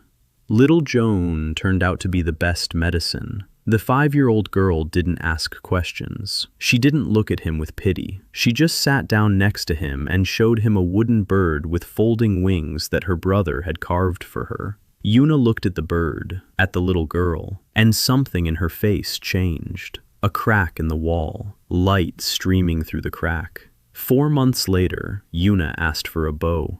Jo-eun gave her one, not his own, a spare, a small one. He showed her how to stand, how to breathe, how to draw the string. She shot poorly. Her hands trembled. Her shoulder still ached, but she shot. And after every shot, she stood a little straighter. The sergeant saw it. He saw how a person pulls themselves together piece by piece, arrow after arrow, task after task, meat after meat. Yuna was becoming the sixth in the pack, slowly, silently, but she was becoming it. The 7th month brought news, bad news. Sonu came to training with a face whiter than chalk. She said a merchant from Pagam had told her 2 villages to the west of them had been burned. Not looted, burned. The red bandages had come at night. They took the grain, they took the livestock. Those who resisted were killed, the rest were driven out. The houses were burned down, so there would be nowhere to return to. The merchant said the gang was large, 30 men, maybe 40, armed, with sabers, spears, bows, not just a bunch of ruffians, an organized group, with a commander. The group listened in silence. Gyeong-ho turned pale. Sonu clenched his fists. Bong-hwan stared at the ground. So-rim looked at Jo-eun. Everyone was looking at Jo-eun. He was 9 years old. He sat on a rock, drawing lines on the ground with a stick. He was thinking. 2 burned down villages to the west, Taegok to the east of them. Between them lay a mountain range and 2 passes. The northern pass was difficult, rocky, narrow. A band with cargo wouldn't be able to pass. The southern pass is gentle. The trail is wide. Merchants travel there. If the men with red headbands head for Taegok, they'll take the southern pass. It's a 3-day journey from the burned-down villages, maybe 4 if they're carrying loot. But they won't necessarily come this way. South of the mountain range are 4 more villages, richer than Taegok. Rice, livestock, grain. If the gang is rational, they'll go there. If not, if they're driven by hunger and rage, then they'll go wherever their feet take them, and their feet might take them to Taegoku. He raised his head. He said they needed to check. They needed a scout at the southern pass. 1. Fast, quiet, to go and see if there were any tracks, if anyone had passed through, if the trails were fresh, and to come back. Sonu said she would go. He shook his head. She was needed here. If anything happened while he was gone, she would command the pack. She opened her mouth to argue, then she closed it. She understood. He would go alone. Before dawn the next morning, he set out, alone. A bag of food for 2 days, a bow on his back, 12 arrows in his quiver, a knife on his belt. The trail headed south through the forest, then up the slope, over the pass. He walked all day. The boy's body grew tired quickly. His legs were buzzing by noon. By evening, he could barely move them, but he kept going. He stopped at the pass. He looked around. The trail was empty. No tracks. None were fresh. There were old ones. A merchant had passed through a week ago. A mule, 2 people, headed west. Nothing else. He descended the western slope for half a day's journey. He stopped by a stream. He drank. He ate. He rested. His eyes were on the lookout. The trail, tracks, bushes along the edges, broken branches, trampled grass. Nothing fresh. The gang hadn't passed through here, not yet anyway. He turned around. He headed back. But before leaving, he did one thing. He set a marker, 2 stones, one on top of the other, by the trail. A signal thread stretched across the trail at a narrow spot between the rocks. He tied a bundle of dry leaves to the thread. If anyone passed by, the thread would snap. The leaves would fall. When he came back next time, he'd see. Whether anyone had passed by or not, when, how many, which way. He returned by evening the next day, exhausted to the point his knees were shaking. The pack was waiting in the clearing. Everyone, he reported. No tracks. The pass is clear, but the marker is in place. It needs to be checked once a week. Sonu nodded. She said she would be the one to go. The pass is closer to Pagam. It's more convenient for her. He agreed. It was the right decision. The early warning system had expanded. Signal threads along the trails around the village. A marker at the pass. A patrol once a week. 6 archers. 24 arrows with faceted tips. Not enough. Not nearly enough. Against 40 armed men with sabers and spears, that's nothing. If the men with red armbands came in open formation along the main trail and entered the village in broad daylight, the group would be powerless to stop them. 6 children against 40 fighters. That's not a battle, it's a massacre. So an open battle must be avoided. That means we need to think differently. Not like soldiers, like partisans. Jo-eun began to plan. Every evening after training, he would sit in a clearing and sketch on the ground a map of the forest, trails, elevations, ravines, narrow passages, ambush spots, retreat points. He thought in terms of sections of the forest, not as a single point. The forest around Taegok is his territory. He knows every rock, every ravine, every bend in the trail. The enemy doesn't. That's an advantage, his only one. But it's enough if used correctly. He began setting up positions. 3 ambush points on the main trail, each on high ground. A shooter from above. The target is below. A distance of 30 paces, maximum accuracy. After firing, the archer moves along a pre-marked trail to the next position. The enemy can't see where the arrow came from. He runs toward the position. It's empty. The archer is already elsewhere. He shoots again. Holes in the trail, shallow, knee-deep, with stakes at the bottom. Not to kill, to maim. A man with a pierced leg doesn't run. He screams. The scream frightens the others. False trails, branches off the main one. They look like well-trodden paths. In reality, they lead to a dead end, into a ravine, to the marshy bank of a stream. The enemy splits up, loses formation, loses time. Noise traps, not signal traps, different ones. A taut string at ankle height. A bamboo cup filled with stones is tied to it. Whoever trips over it, the cup falls. A crash. At night in the dark forest, this sound throws you off balance. You freeze. You look around. A second. 2. An arrow flies. He drew diagrams and explained them to the pack. Every day. Every evening. Sonu was a quick learner. Gyeong-ho was slower but more reliable. Sonu didn't memorize. He sensed it. Bong-hwan drew his own copy of the map with a stick and kept it in his head. Yuna listened in silence. Then one day she walked up to the map. She pointed to a spot by the stream. She whispered that there was a cave there, a small one, behind the waterfall. She'd found it while checking the signal cords.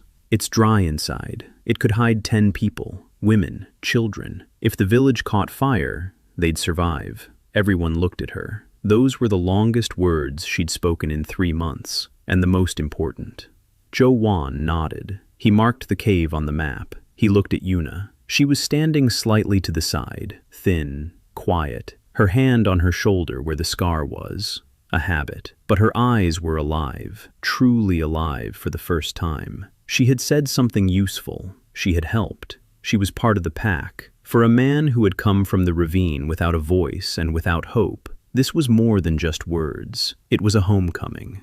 In the 8th month, Jo-eun found an arrow. He was climbing the northern slope above the usual trails, looking for new places to set traps. The game on the lower trails had grown more cautious. Hares were avoiding the snares. Deer were changing their routes. The game learns. The hunter must learn faster. The trail led to a rocky outcrop. Beyond it, according to Pok-sun, stood an old temple, abandoned. No one had been there for 100 years. An unclean place. Spirits. The locals it. The sergeant didn't believe in spirits. The sergeant believed in tactical elevation and a clear view. The temple on the cliff was an observation post. From there, you could see the valley. You could see the trails. You could see the southern pass. He climbed up the rocks. A steep ascent. His hands were bloodied. His knees were scraped raw. The boy's body was at its limit, but he made it to the top. The temple turned out to be small. Stone walls. The roof had collapsed. The floor was overgrown with moss. Trees had sprouted through cracks in the stone. It was dark inside. It smelled of dampness and stone. He stepped inside. He looked around. A single room. A stone bench against the wall. A niche for an altar. The altar was empty. On the walls were traces of soot from torches, old, very old, and arrows. 3 arrows were sticking out of the far wall, driven into the stone, deep, 2 fingers width into the limestone. The shafts had rotted away. Only the arrowheads and fragments remained. He walked over. He touched one. Metal. Not bronze. Not ordinary iron. Something else. Harder. He pulled the arrow out of the wall. With difficulty. The stone wouldn't let go. The arrowhead. Faceted. Triangular. A triangular cross-section, sharpened along the edges, 2 fingers long, a socket for the shaft. He stood there, staring at the arrowhead in his hand, exactly the same, down to the millimeter, just like the ones he'd sketched in the dust of the smithy a month ago, just like the ones Dal-lae had forged for him. Triangular, sharpened against the bone, the edges spread apart. It doesn't get stuck, it goes deeper. His sketch, his design, from his past life, from the textbook on weaponry that he'd leafed through in the barracks between guard duties. This tip is 100 years old. It's driven into the wall of a temple abandoned 100 years ago by a hermit named Songmin, a man whom the locals described as knowing things a man shouldn't know. Jo-eun sat down on a stone bench, the tip in his hand, cold, heavy, real. He wasn't the first. Someone had been here before him, 100 years ago. Someone with the same knowledge, with the same blueprint in their mind. Someone from his world, or from a world similar to his. The thought was simple and cold, like the arrowhead in his palm. He wasn't here by chance. He had been brought here, not by accident, not by mistake. Someone chose him. Someone decided. And Songmin was chosen too, 100 years ago. They placed him on this mountain. They gave him a bow and knowledge, and he taught, he shot. He made arrowheads unknown to this world, and he died here, alone, in a stone temple on the cliff. Jo-eun looked more closely at the temple. In a corner, under a layer of moss and earth, was a stone slab. He cleared it away. Symbols were carved into the slab, not the ones he'd seen in the village, different ones, smaller, more uniform. He couldn't read them. The boy's memory didn't recognize these symbols. His own memory didn't help either. Not Korean, not Chinese, not Japanese, something else. He memorized their arrangement, their shape. He'd sketch them later. He'd show them to Ha-eun when she arrived. The Yangban's daughter reads in 3 languages. Maybe she'll recognize them. He picked up the arrowhead, went down the hill, returned to the village. Didn't tell anyone. Lay down on the mat. Jo-eun clung to his sleeve as usual, fell asleep. He lay in the dark and thought. If he had been chosen, then for what? If Songmin had been chosen, then for what? Songmin taught archery. He made weapons. He lived in the wilderness. He died in the wilderness. What did that accomplish? What changed? Maybe nothing. Maybe everything. Maybe Songmin's arrowheads were copied after his death. Maybe someone found them the way he did. Maybe after a generation they made their way into smithies. Maybe after 2 generations did they become the standard. He didn't know. He couldn't have known. 100 years is too long ago. But one thing he knew for sure. He was being watched. Whoever had brought him here was watching him. Because an experiment without observation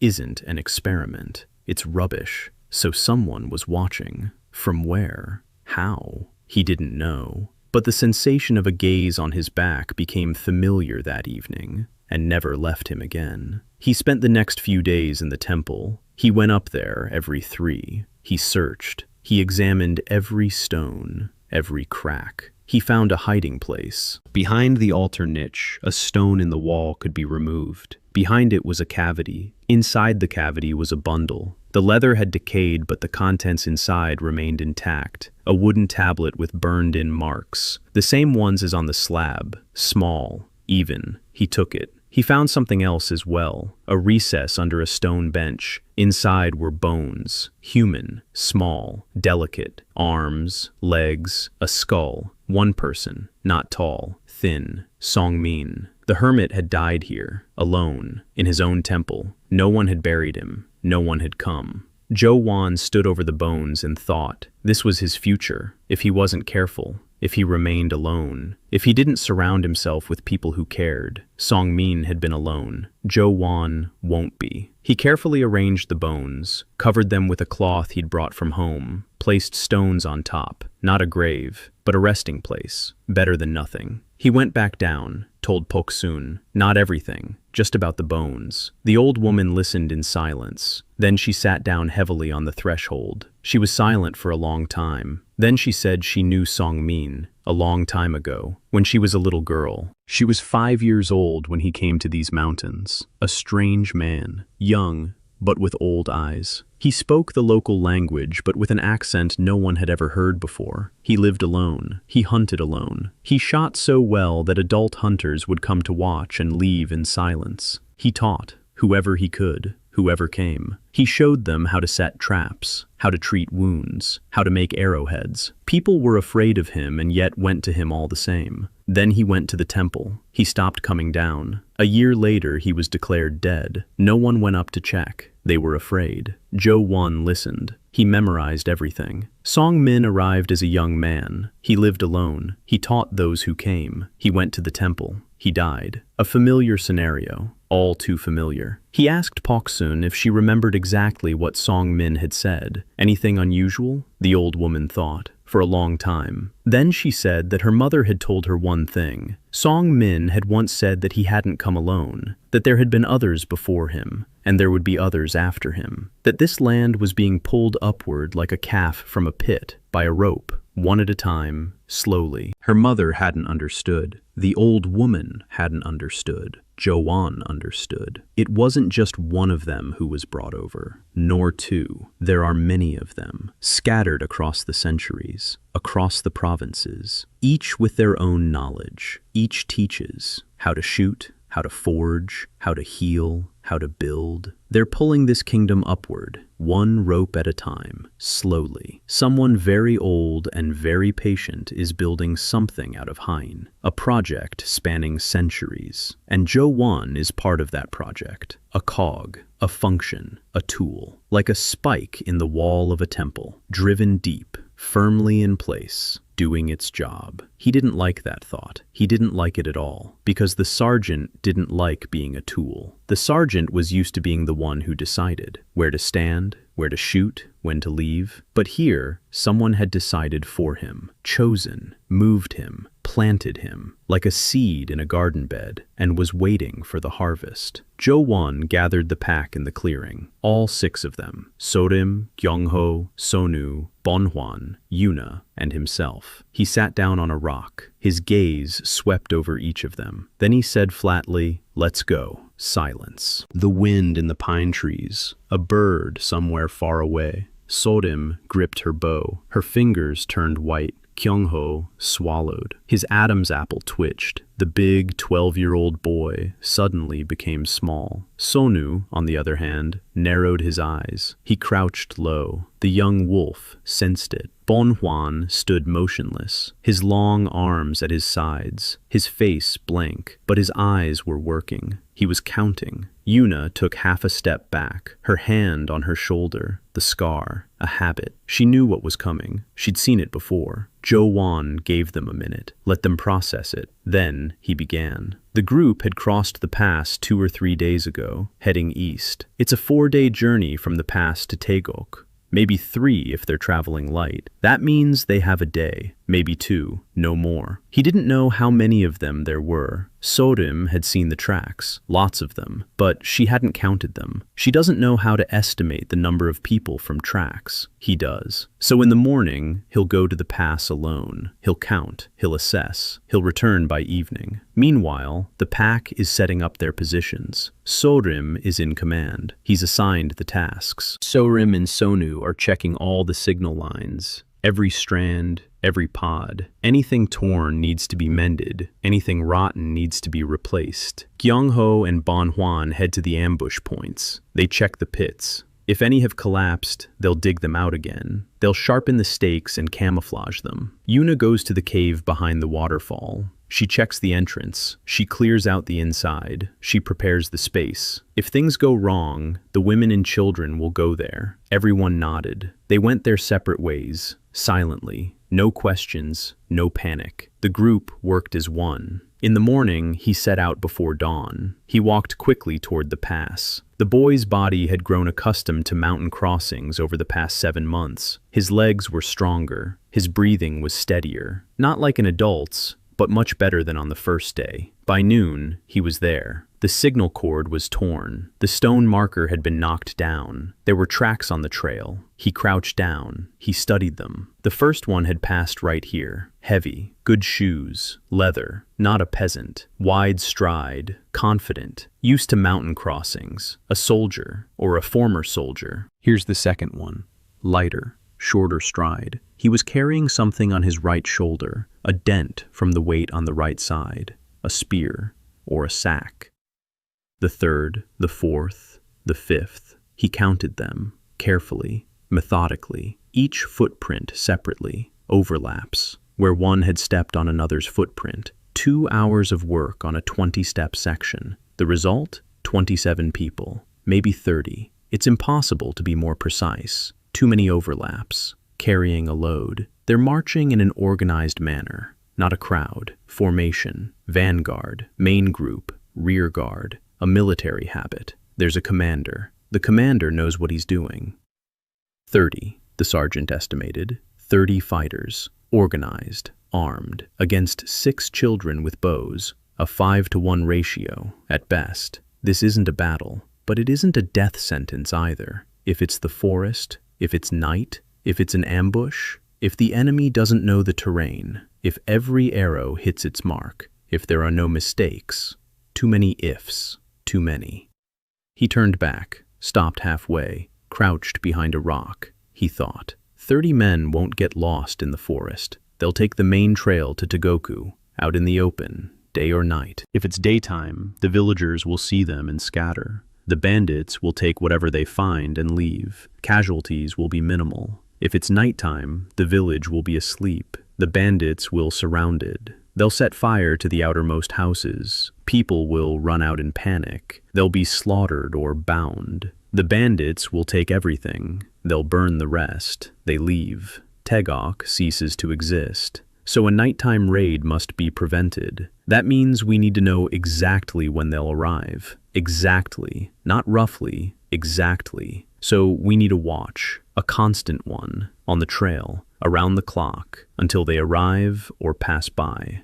He returned to the village by evening. He gathered the group. He reported, 30 men, organized, armed, heading east. They'll be here in a day or two. Maybe they'll pass by, maybe not. Sodrim asked what to do. He said, a sentry on the western trail, 2 men, rotating every 6 hours, day and night. The first pair, him and Sonu. The second, Sodrim and Gyeong-ho. Bong-hwan is in the village. He's preparing positions. Yuna is preparing the cave and warning Pok-sun. The old woman needs to know. She's the only adult he trusted completely. Then he went to his father. He sat down next to him by the hearth. He said quietly, the Red Headbands are coming, in a day or two. His father looked at him. His expression didn't change. Only his hand clenched on his knee. His knuckles turned white. He asked how he knew. Jo-eun said he'd seen tracks on the mountain pass. 30 men. His father was silent. Then he asked what the boy was going to do. Jo-eun said he had a plan. But for the plan, he needed his father, and 2 or 3 more men from the village, those who wouldn't run away. His father stood up. He went out. He returned an hour later with 2 men, old Cho, the hunter, and Kim Tae-seong, the blacksmith. 3 of them, plus my father. 4 adults. That's all. No one else. The rest of the men in the village were farmers, hoes and sickles, not weapons. Jo-eun sketched out a plan on the dirt floor by the light of a torch. 4 adults and 6 children listened.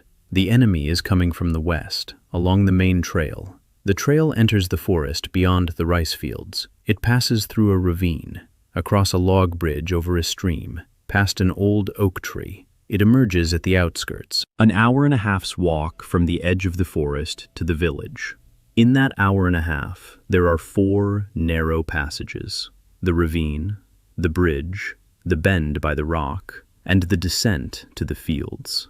Each bottleneck is a spot for an ambush. But an ambush with 10 men against 30 isn't an ambush. It's suicide. So it's not an ambush. It's something else, he explained. They won't kill 30 people. They'll prevent 30 people from reaching the village. At night, in the dark, in an unfamiliar forest, where torches are blown out by the wind, where feet sink into pits, where arrows whistle out of nowhere, where every sound could be a trap. Fear. That's his main weapon. Not arrows. Fear. 30 men marching in formation on the road in broad daylight are a force to be reckoned with. 30 men at night in a dark forest where someone is shooting from the shadows are a herd. A herd runs. The herd tramples one another. The herd doesn't listen to the commander. Father listened.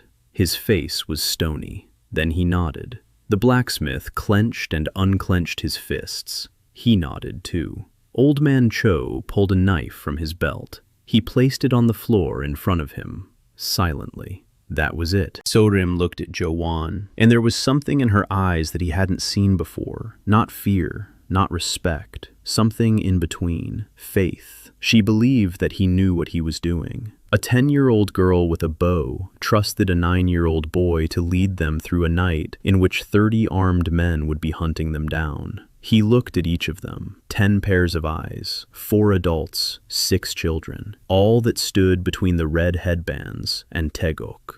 In the morning, the group took up their positions. They arrived on the 3rd night. Sorim was on watch when she heard it. A distant line of signal pods rattled, quietly, barely audible, but she heard it. She crouched down. She ran along the trail toward the village, silently, just as Jo-eun had taught her. Footfall from toe to heel. Don't snap any branches. Don't brush against the bushes. A shadow among shadows. She reached the village in 20 minutes. Jo-eun hadn't been sleeping. He was sitting by the doorway, waiting. She whispered a single word. "They're coming." He stood up. He whistled, quietly. 2 short ones, 1 long one. The signal for the pack. Shadows emerged from the darkness. Sonu from behind the woodpile. Gyeong-ho from behind the well. Bong-hwan from the smithy. Yuna from Pok-sun's house. Everyone was in position. He turned toward the house. His father stood in the doorway, fully dressed, with a knife at his belt, ready. Behind him, his mother held Jo-eun close. The girl wasn't crying. She looked at her brother with wide eyes. He walked over, crouched down in front of her, placed a hand on her head. He said quietly that their mother would take her to the waterfall. There was a cave there.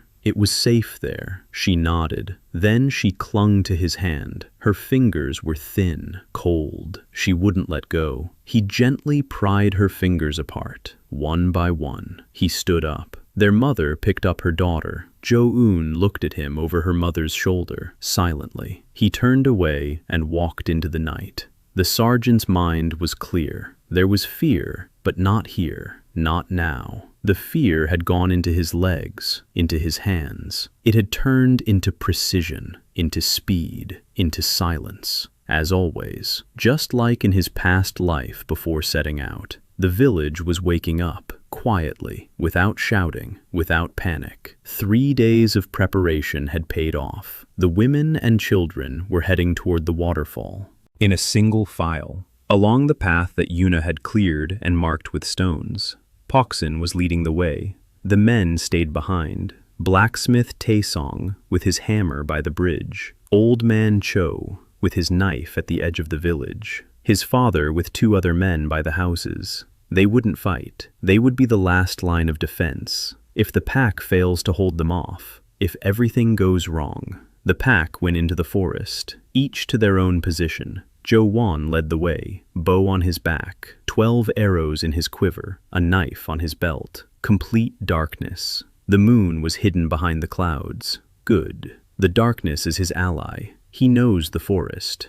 They don't. Sorim went to the southern ambush point, a tall rock above the trail, a view spanning 20 paces, a retreat route through the ravine to the stream. Gyeong-ho is on the bridge. His task is simple. When the first ones cross the bridge, knock out the support log. The bridge will collapse. The group will split in two. Those who made it across will be cut off from those who didn't. Bong-hwan is at the farthest point, the highest one, the farthest. His reach allows him to shoot from 50 paces. At night, it's not about accuracy. It's about pressure. Arrows from the darkness. The enemy can't see where they're coming from. Sonu is at the nearest point, at the bend in the trail. There are pits there, 3 of them, with stakes, covered by branches and leaves.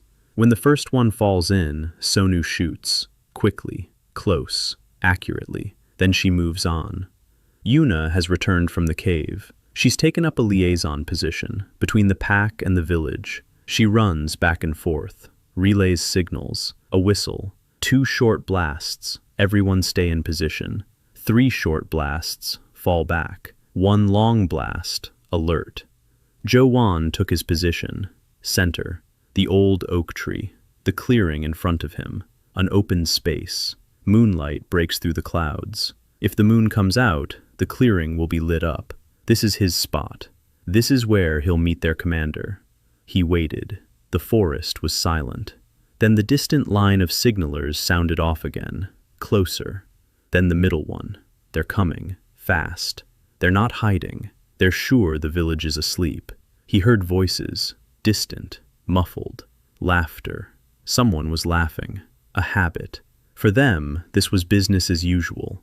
Enter the village, take what they want, leave. Routine. Not today. The first sound of battle was quiet, a crunch, the crack of branches, a scream, short, sharp, a pit. Someone had fallen into a pit lined with stakes. Then silence for a second, then a real scream, pain, stakes in his leg, a howl, animalistic, then voices, many, alarm. The commander shouts, "Form up," to him, the whistle of an arrow. Sonu shoots from close range, an impact. Whose is that rasping sound? Hit, a scream again, another voice, panic. Torches flared up, 3, 4, orange spots in the dark forest. They were trying to light the path. Bad idea. A torch does 2 things. It illuminates 3 steps around you, and it blinds the person holding it. Beyond the torchlight, the darkness becomes impenetrable. And for an archer in the dark, a person holding a torch is a backlit target. Bong-hwan shot from a distance. The arrow vanished into the darkness. He didn't see where it hit, but he heard a scream. The torch fell to the ground. It went out. They stood on the trail, not knowing which way to go. 3 minutes had passed. 3 people were wounded. Maybe 1 was killed. Not a single enemy in sight. Arrows from the darkness. Holes underfoot. The cries of the wounded. The commander was yelling. His voice was hoarse, low, commanding. Forward, don't stop. Toward the village. Discipline held, for now. They moved on, slowly, carefully, feeling their way along the ground ahead. They raised their torches again. They walked in a tight group, spears forward, sabers at the ready. They reached the bridge. Those in front stepped onto the logs. 4, 5, 6. The bridge creaked. Gyeong-ho waited below. In the darkness under the bridge, hands on a support log. His heart was pounding so hard it seemed everyone could hear it. But he held his ground. He waited for the signal. A whistle. 1 long one. Jo-eun gave the signal. Gyeong-ho yanked the log to the side with all his might. 12 years old, big, strong. The log slipped out of its grooves. The bridge sagged. It tilted. The people on the bridge fell into the stream. Screams. A splash. Cold water. Heavy weapons dragged them to the bottom. Someone was floundering. Someone was screaming. The bridge collapsed. Half the group was on one bank, half on the other. The stream lay between them. Shallow, but the banks were steep, slippery. In the darkness, it was impossible to cross quickly. The group was cut in 2. From rim fired from a southern vantage point. An arrow struck a man on the far bank in the shoulder. He fell. He screamed. A shadow darted past him. It picked up the wounded man and dragged him away. Panic was mounting. Arrows were coming from everywhere. No pits were visible. The bridge had collapsed. Darkness. The people on the near bank huddled into a heap. No shields, no cover. Trees all around, but behind the trees there might be another archer. Maybe a pit, maybe a rope. They didn't know. And that was the main thing. They didn't know what was in this forest. And that ignorance was killing them faster than the arrows. The commander crossed the stream, wading through it, waist deep in water. He climbed onto the near bank, wet, angry, with a saber in his hand. He shouted orders. He gathered his men. A sergeant recognizes a sergeant. Jo-eun heard his voice and understood. This one won't run. This one will gather whoever he can and see it through to the end. This one is dangerous. The commander gathered about 15 men on the near bank. The rest were across the stream, wounded, wet, demoralized. But 15 is 15, armed, angry, and they set out for the village, through the forest, off the trail, straight ahead. The commander led the way. He cut through the bushes with his saber. He walked in front. 15 followed him. Jo-eun retreated ahead of them, quietly, like a shadow. He shot from the darkness. One arrow. It hit the man in the rear in the leg. He stepped back. He shot again. He missed. The darkness and the branches got in the way. He shot a third time. He hit an arm. Each arrow slowed them down. Every wounded man took one uninjured man to drag him along. 15 became 12, then 10. Then someone fell into the last pit on the approach. A scream, a crunch, a stake in the thigh. 9 left. They emerged into the clearing by the old oak tree, exhausted, wet, angry, without torches. Their eyes had adjusted to the darkness. The moon emerged from behind the clouds. Silver light flooded the clearing. And standing in the clearing was a boy, alone, with a bow that was too big for him. An arrow knocked on the string. 9 years old, skinny. His face was calm. His eyes were unblinking. The commander stopped. The arrow struck his shoulder, not his throat, not his chest, his shoulder, his left shoulder. Hyun-su flinched. He staggered back, but he didn't fall. The saber remained in his right hand. He looked at the arrow sticking out of his shoulder, at the boy, at the bow. Then he did something Jo-eun didn't expect. He smiled, a crooked smile, with one corner of his mouth, and he walked forward, 20 paces between them.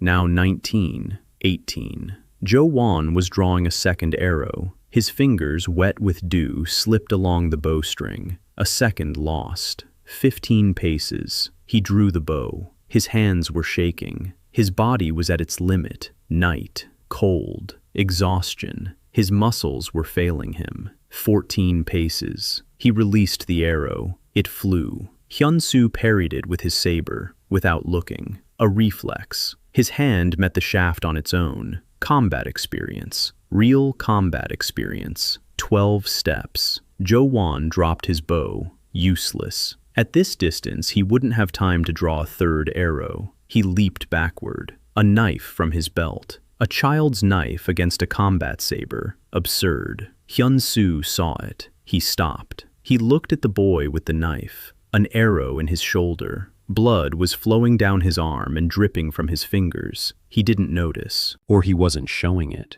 He asked quietly, "How old are you?" Jo-eun didn't answer. He was retreating, slowly, with his back to the oak tree. Hyun-su followed him. He took his time, the saber at his side. He spoke. His voice was hoarse, steady. "You're not a child. I can hear you breathing. A child doesn't breathe like that before a fight. A child cries or runs away. You're standing there. You're standing there, gauging the distance. Who are you?" 8 steps. 7. Jo-eun had his back pressed against the oak tree. There was nowhere else to retreat. A knife in his hand. Useless. Hyun-su raised his saber, and from the darkness on the right, an arrow flew. It pierced his thigh, deeply. He fell to one knee. He growled. He turned his head. So-rim stood at the edge of the clearing. Her bow was drawn. A second arrow knocked. Her face was pale in the moonlight. Her hands didn't tremble. A whistle from the left. Another arrow. Bong-hwan from the far end. It flew over Hyun-su's head, just missed. but the pressure was intense. To the right, the crack of branches, Sonu, with a knife, a small, vicious wolf-cub. Her eyes gleamed in the darkness. The men behind Hyun-su, 8. One was sitting on the ground, clutching his side. It was unclear when he'd fallen. 8. They stood and watched, at the clearing where shots were fired from the darkness at their commander, at the boy by the oak tree with a knife, at the girl with the bow, at the shadows between the trees. They didn't know how many people were in this forest. They didn't know that there were only 6 of them, children and 4 men. They saw the forest that was shooting at them, and the forest was defeating them. One of the bandits threw down his saber. Metal clanged against stone. He turned and ran, toward the stream, back. A second followed him. A third. The band fled. Just as Jo-eun had predicted, the band is fleeing. Hyun-su was down on one knee, an arrow in his shoulder, an arrow in his thigh, a saber in his hand. He watched as his men fled. His expression didn't change. He knew. He understood before they did. From the moment the bridge collapsed, he knew. The forest would not surrender the village, but he didn't run. He turned toward the boy. He looked at him for a long time. A second, 2, 3. Then he said quietly, "You're just like me. I know people like that. You're not from around here." Jo-eun stood by the oak tree, a knife in his hand. His heart was pounding. His body was shivering from the cold and exhaustion, but his voice was steady. He replied that the boy hadn't run away either. He could have. Hyun-su smirked again, that same crooked smirk. He said he wasn't used to running. Not here, not there. Jo-eun froze. Not here, not there. The words hung in the moonlight. What did "not there" mean? Hyun-su saw his face. He saw how it had changed. He nodded, slowly. He said that he was the 4th, that there had been 3 before him, and they were all dead. All of them. Because this world devours people like them, chews them up and spits them out. Arrows and sabers are no use when true power comes for you. Not bandits, not the Yongbon, the real thing, the one pulling the strings. He fell silent. Blood dripped from his wounds onto the ground, black drops on the silver grass. Sodom kept him in her sights. The bowstring was taut. Her fingers had turned white. She was waiting for the command. Jo-eun looked at Hyun-su, sergeant to sergeant, across the chasm, across 30 paces and 2 worlds. This man knew. He knew about the transfer. He knew about the others. He knew something Jo-eun wanted to know. But this man had come here to kill his village, his people, his sister. Hyun-su saw his eyes. He understood. He raised his saber, not to attack. He thrust it into the ground in front of him, hilt up. He placed both hands on the pommel, leaned on it, said he was leaving, if the boy would let him. He would take his wounded and leave. He wouldn't return, not to this village. He gave his word, a sergeant's word, a pause. The wind, moonlight, Sorim, behind him, quietly whispered his name.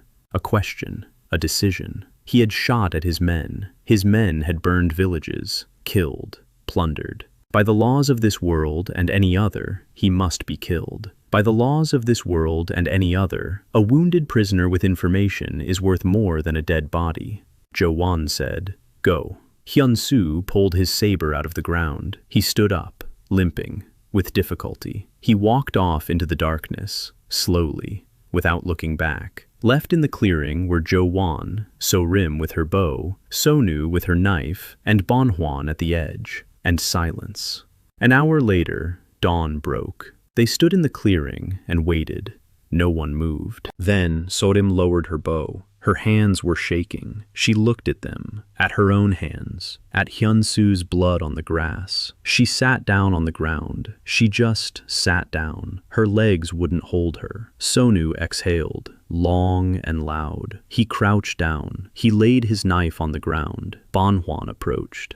silently. He sat down beside her. He stretched out his long legs. He leaned back. He looked up at the sky. The stars were fading. Dawn was breaking in the east. Yuna emerged from behind the trees, quietly, as always. She looked at the clearing, at the blood, at everyone. She walked over to Sodom, sat down next to her, silently. Gyeong-ho was the last to arrive, wet up to his waist. He'd been standing by the stream all night, waiting, shivering from the cold. His teeth were chattering, but he stood there. The 6 of them sat in the clearing in the pre-dawn twilight and remained silent. Jo-eun stood by the oak tree. He looked at them. Children. All children. Sodom was 10, and she shot a man and hit him. Bong-hwan was 13, and he fired into the darkness, not knowing if he'd hit anything. Sonu was 10, and he ran at a grown man with a saber, armed only with a knife. Gyeong-ho was 12, and he brought down a bridge with his bare hands.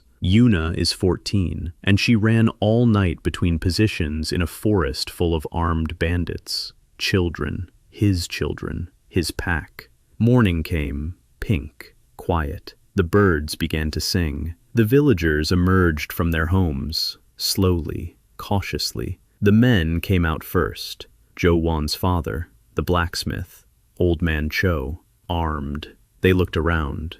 Quiet, no one. Then the women returned from the waterfall, with the children. The mother was carrying Jo-eun. The girl was asleep. She had slept through the whole night, in the cave, in her mother's arms. She hadn't heard any screams or arrows. Dal-lae came out of the smithy. She hadn't gone into the cave. She'd sat by the forge all night, with a hammer in her hands. If anyone had entered the smithy, she would have struck, dirty, with red eyes. She saw the gang on the outskirts. She saw Jo-eun. She saw blood on the grass. She saw arrows in the bodies of the 2 bandits who hadn't fled. She ran, not toward Jo-eun, toward the arrows. She crouched down, pulled one out, looked at the tip, her tip, faceted, triangular, blood on the edges. She wiped it on the grass, carefully, put it in her bag. Then she pulled out the second arrow, wiped it, put it away.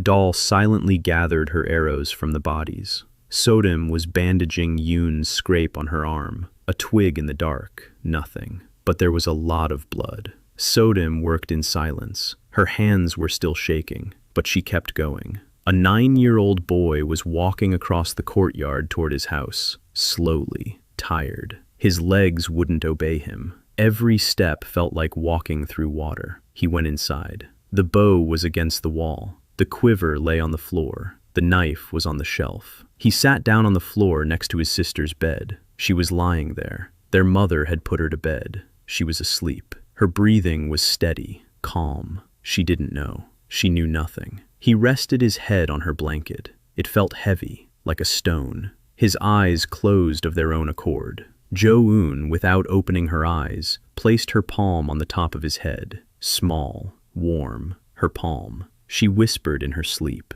"Oppa, you're back," he replied quietly. "I'm back." And for the first time in 2 lifetimes, he fell asleep without counting his exits. He slept for 2 days straight. His body gave out. His muscles were sore. His fingers were swollen. His back was on fire. 9 years. His body wasn't built for night combat, for running through the woods, for drawing a bow 30 times a night. His mother didn't wake him. She sat beside him. She changed the cloth on his forehead. She gave him water when he woke up for a second and slipped back into sleep. Jo-eun sat by the wall and didn't leave. For 2 days. She ate there. She slept there. She waited. Just like back then. Just like during his fever. Only now she knew her brother would return, because he had promised. On the 3rd day, he opened his eyes, clear, lucid. His body ached, but his mind was working. He sat up.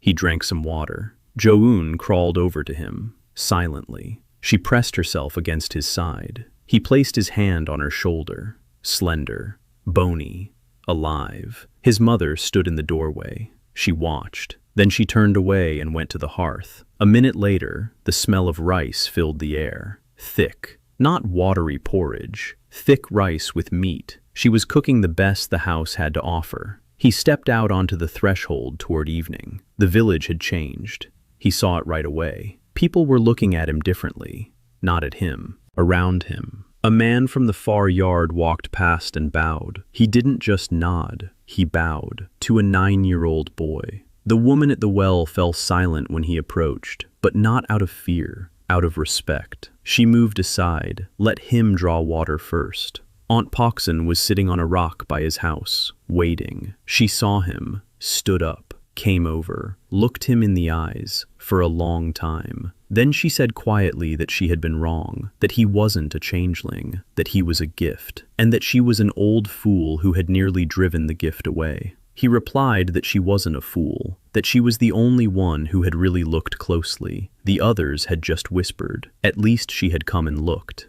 The old woman smiled, toothless, warm. She left. The village didn't just survive. The village realized. The 28 households that were supposed to be wiped out in a single night are still standing. The houses are intact. The people are alive. The grain was still there. The livestock was still there. Because 6 children went out into the forest at night and stopped 30 armed bandits. The news spread quickly. By the end of the first week after the battle, people from Pagam arrived in Taegok. They asked, was it true? So-rim confirmed it. Her father limped alongside her, alive, well. His wound had healed. He looked at his daughter and saw not a girl with a bow, but a warrior. 2 weeks later, people arrived from the village beyond the southern ridge, from Kamchon, a 3-day journey. Families from there had heard about the red bandages. They were afraid. They wanted to know how Taegok had held out. Village Chief Moon received the guests in his home. He spoke cautiously. He didn't lie, but he didn't tell everything either. He didn't mention the boy. He said the village had been preparing, that there were traps,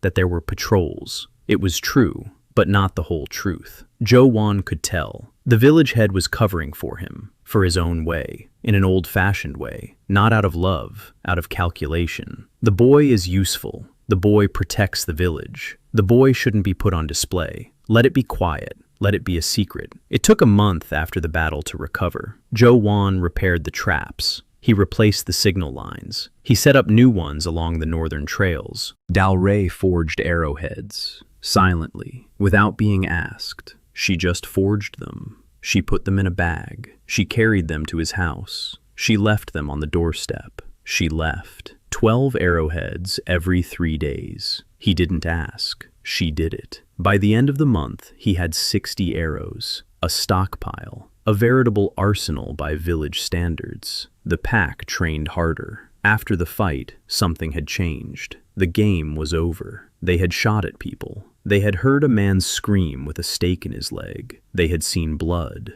black in the moonlight, real blood. So-rim became quieter. Not worse, just quieter. She shot more accurately. She spoke less. She laughed less often. Jo-eun saw this and knew. The first battle takes a piece of you. Always. Everyone loses a piece. So-rim lost her carefree nature. That's normal. That's the price. Sonu, on the other hand, became more confident. The wolf-cub had tasted blood and wasn't afraid. That was more troubling. Jo-eun kept a close eye on him. A boy with wolf-like eyes who enjoys fighting is a weapon that could go off in any direction. Gyeong-ho became more silent. Bong-hwan became more precise. Yuna became bolder. Everyone had changed. Everyone had grown up, not in age but in experience. 2 months after the battle, Jo-eun went to Songmin Temple, again, with a wooden tablet from the hiding place. He wanted to decipher the symbols. He couldn't. He needed someone who could read several languages. He needed Ha-eun, the Yangban's daughter. She hadn't arrived yet,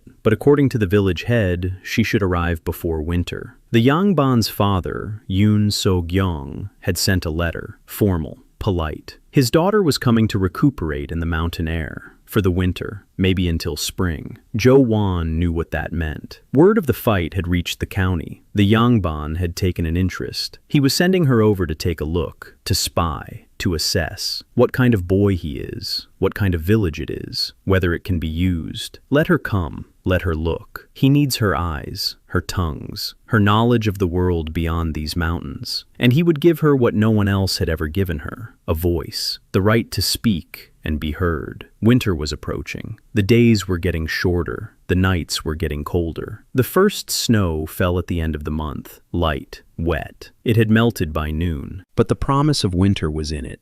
Jo-eun took stock of their supplies, 2 months' worth of dried meat, enough rice in the communal granary to last 3 months. Firewood was stockpiled. The traps were working.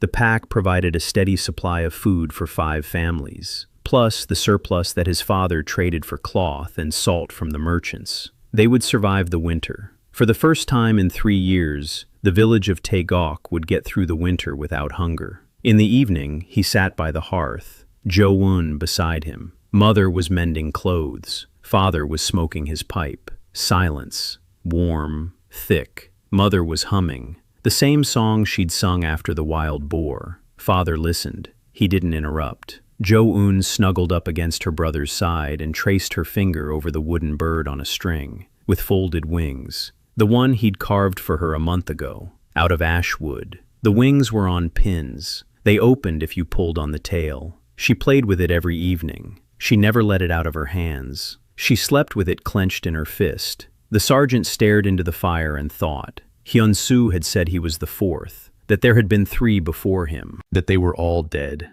that this world devours people like them, that a true power comes after them. Who? What kind of power? The one that pulls the strings, the one that carries people across worlds and centuries, the one that's building something out of Ha-eun. What?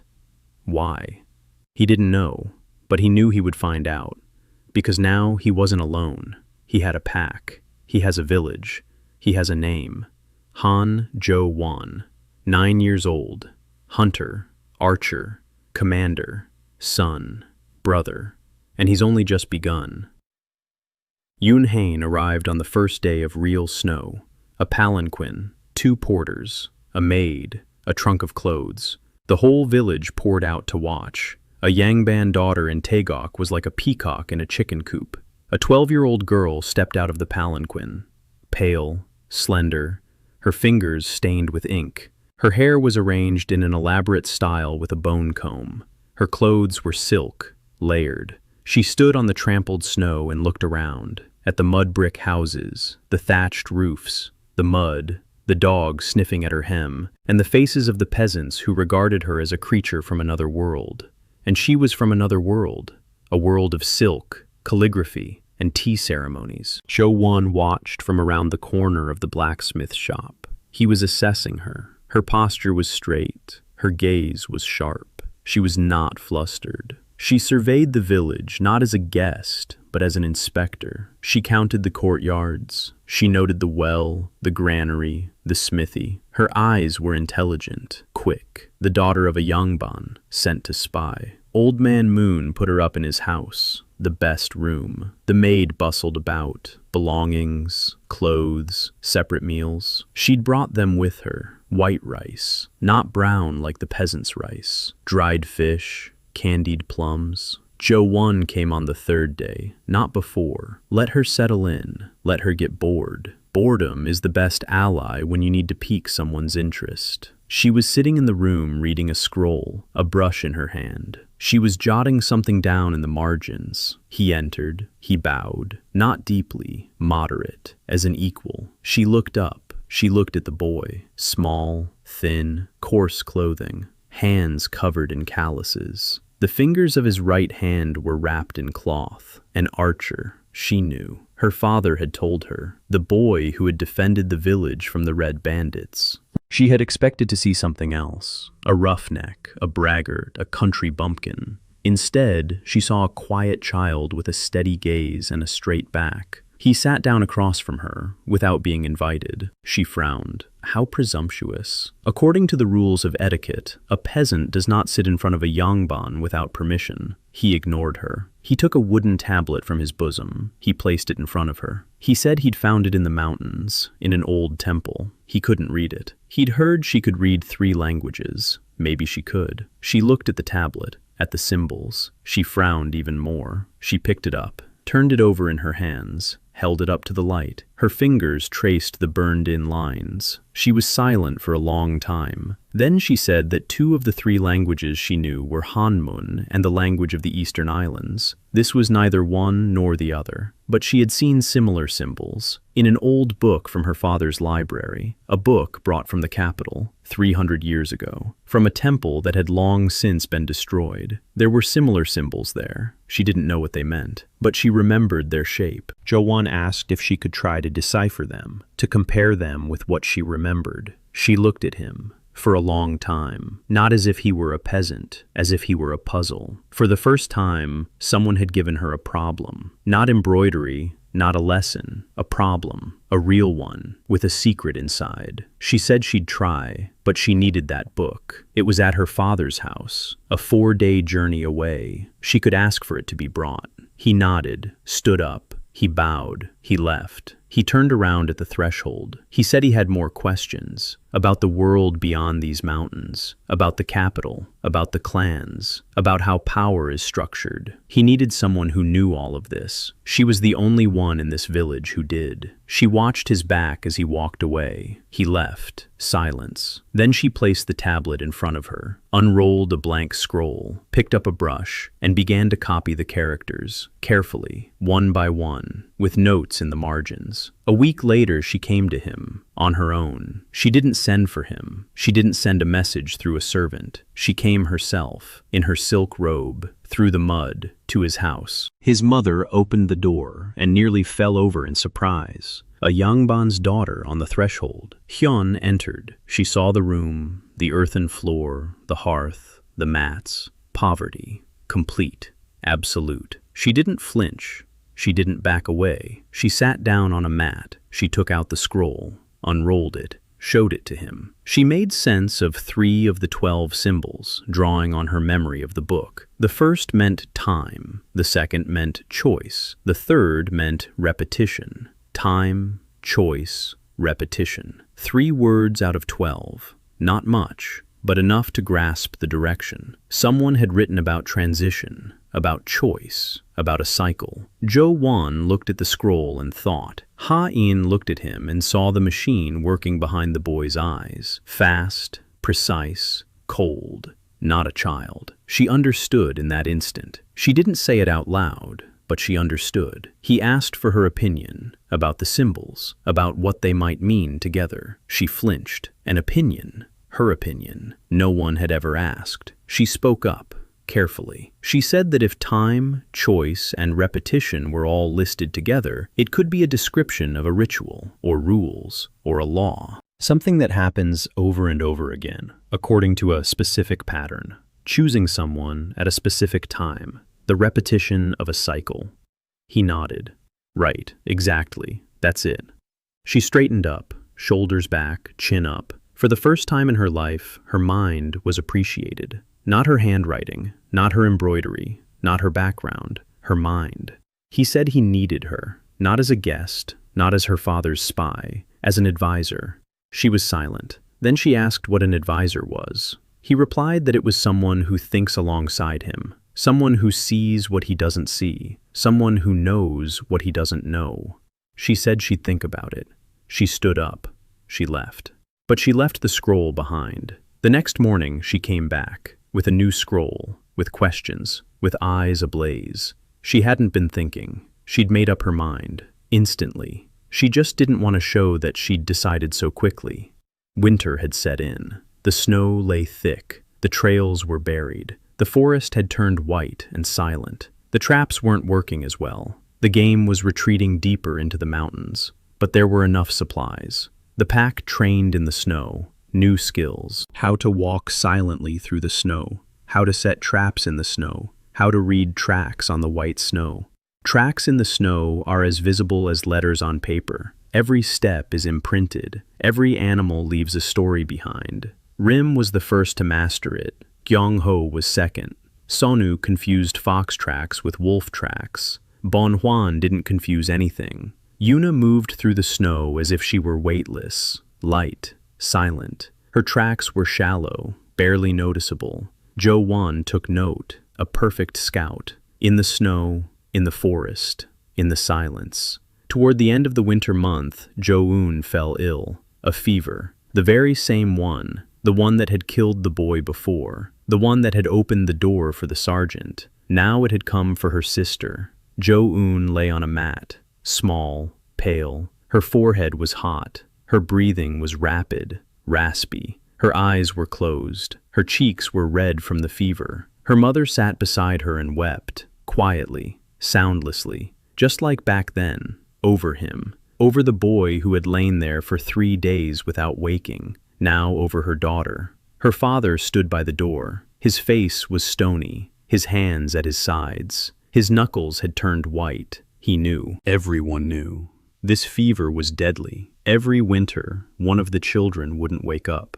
Pok-sun came in. She looked at her, felt her forehead, pressed her lips together, placed a wet cloth on her forehead, gave her a decoction, the standard one, wormwood, chamomile, honey. Jo-eun stood by the wall and watched. Inside the sergeant's head, his mind was racing, fast, cold, symptoms, high fever, wheezing, lungs, something in the lungs, cough, phlegm, respiratory tract infection, no antibiotics, no fever reducers, nothing. What could he do? Lower the fever, wipe them down with cold water, give them plenty to drink, constantly, keep him breathing. If the lungs get clogged with phlegm, the child will suffocate, so it needs to be thinned out. With what? Pok-sun told him 3 months ago. He listened. He remembered. Somewhere in the flow of her words, there was something. A herb, a root, on the northern slope, behind the waterfall, higher up, where the rocks are. It grows in winter under the snow. The root is white,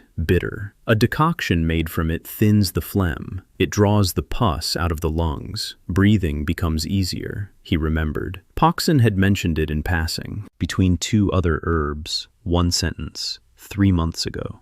He remembered. Because a sergeant remembers everything that might save a life. He turned to his mother, said he was leaving, into the mountains, to find the root. His mother looked at him, at the blizzard outside the window, at the night. She opened her mouth. She closed it. She knew. It was no use. He'd go out anyway. His father stepped away from the door. He handed him his jacket, a warm one, made of fur, the only warm thing in the house. Jo-eun put it on. It was big, knee-length, but warm. He stepped out into the blizzard.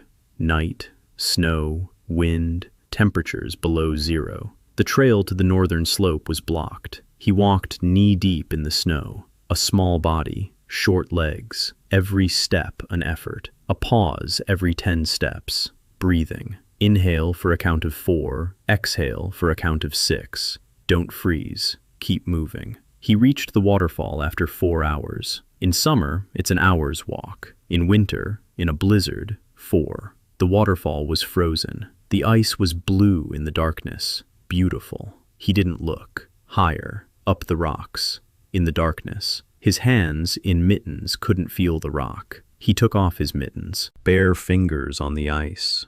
Pain. Sharp. Burning. He climbed.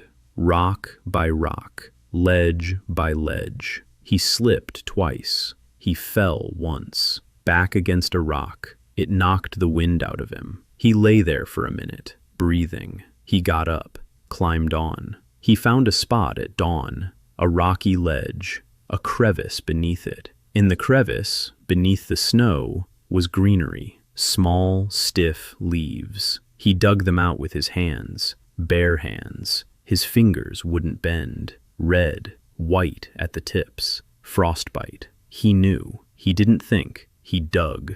A root, white, thick, a bitter smell even in the cold. He pulled it out. 3 roots, 4, 5, enough. He tucked them into his shirt, close to his body, so they wouldn't freeze. The way back was worse. The blizzard had intensified. 0 visibility. He walked by memory, by the feel of the slope beneath his feet. He fell. He got up. He walked. The boy's body was shutting down, piece by piece. First his fingers, then his feet, then his face. He stopped feeling his cheeks, his lips, his nose. He moved mechanically, step, step, step. One image filled the sergeant's mind. Jo-eun. her little hand on the top of his head. Oppa was back. Step, step. He entered the village on the second morning. So-rim was the first to see him. She gasped. She ran. He stood at the edge of the village and couldn't move any further. His legs gave out. He dropped to his knees, then down on all fours. So-rim picked him up. Small, slender, but sinewy. She dragged him along. She called out to Gyeong-ho. Together, they got him to the house. His mother opened the door and sat down on the floor. Her son stood in the doorway. His face was white. His lips were blue. His hands were red with white spots. He pulled the roots out of his bosom with numb fingers. He placed them on the floor. He said one word, boil, and then he collapsed. Pok-sun boiled them. He couldn't do it himself. He lay next to his sister. Their mother covered them both. The old woman knew that root. She recognized it immediately. She looked at the boy, at his hands, at the white patches of frostbite, at his bloodless face. He had gone up into the mountains one winter night during a blizzard, searching for the root she had mentioned just once, 3 months ago, just once, and he remembered. She brewed the decoction in silence. Her hands were shaking, not from old age. The decoction was ready in an hour, bitter, dark. Jo-eun stood up. His legs wouldn't hold him. He knelt down next to his sister. He lifted her head,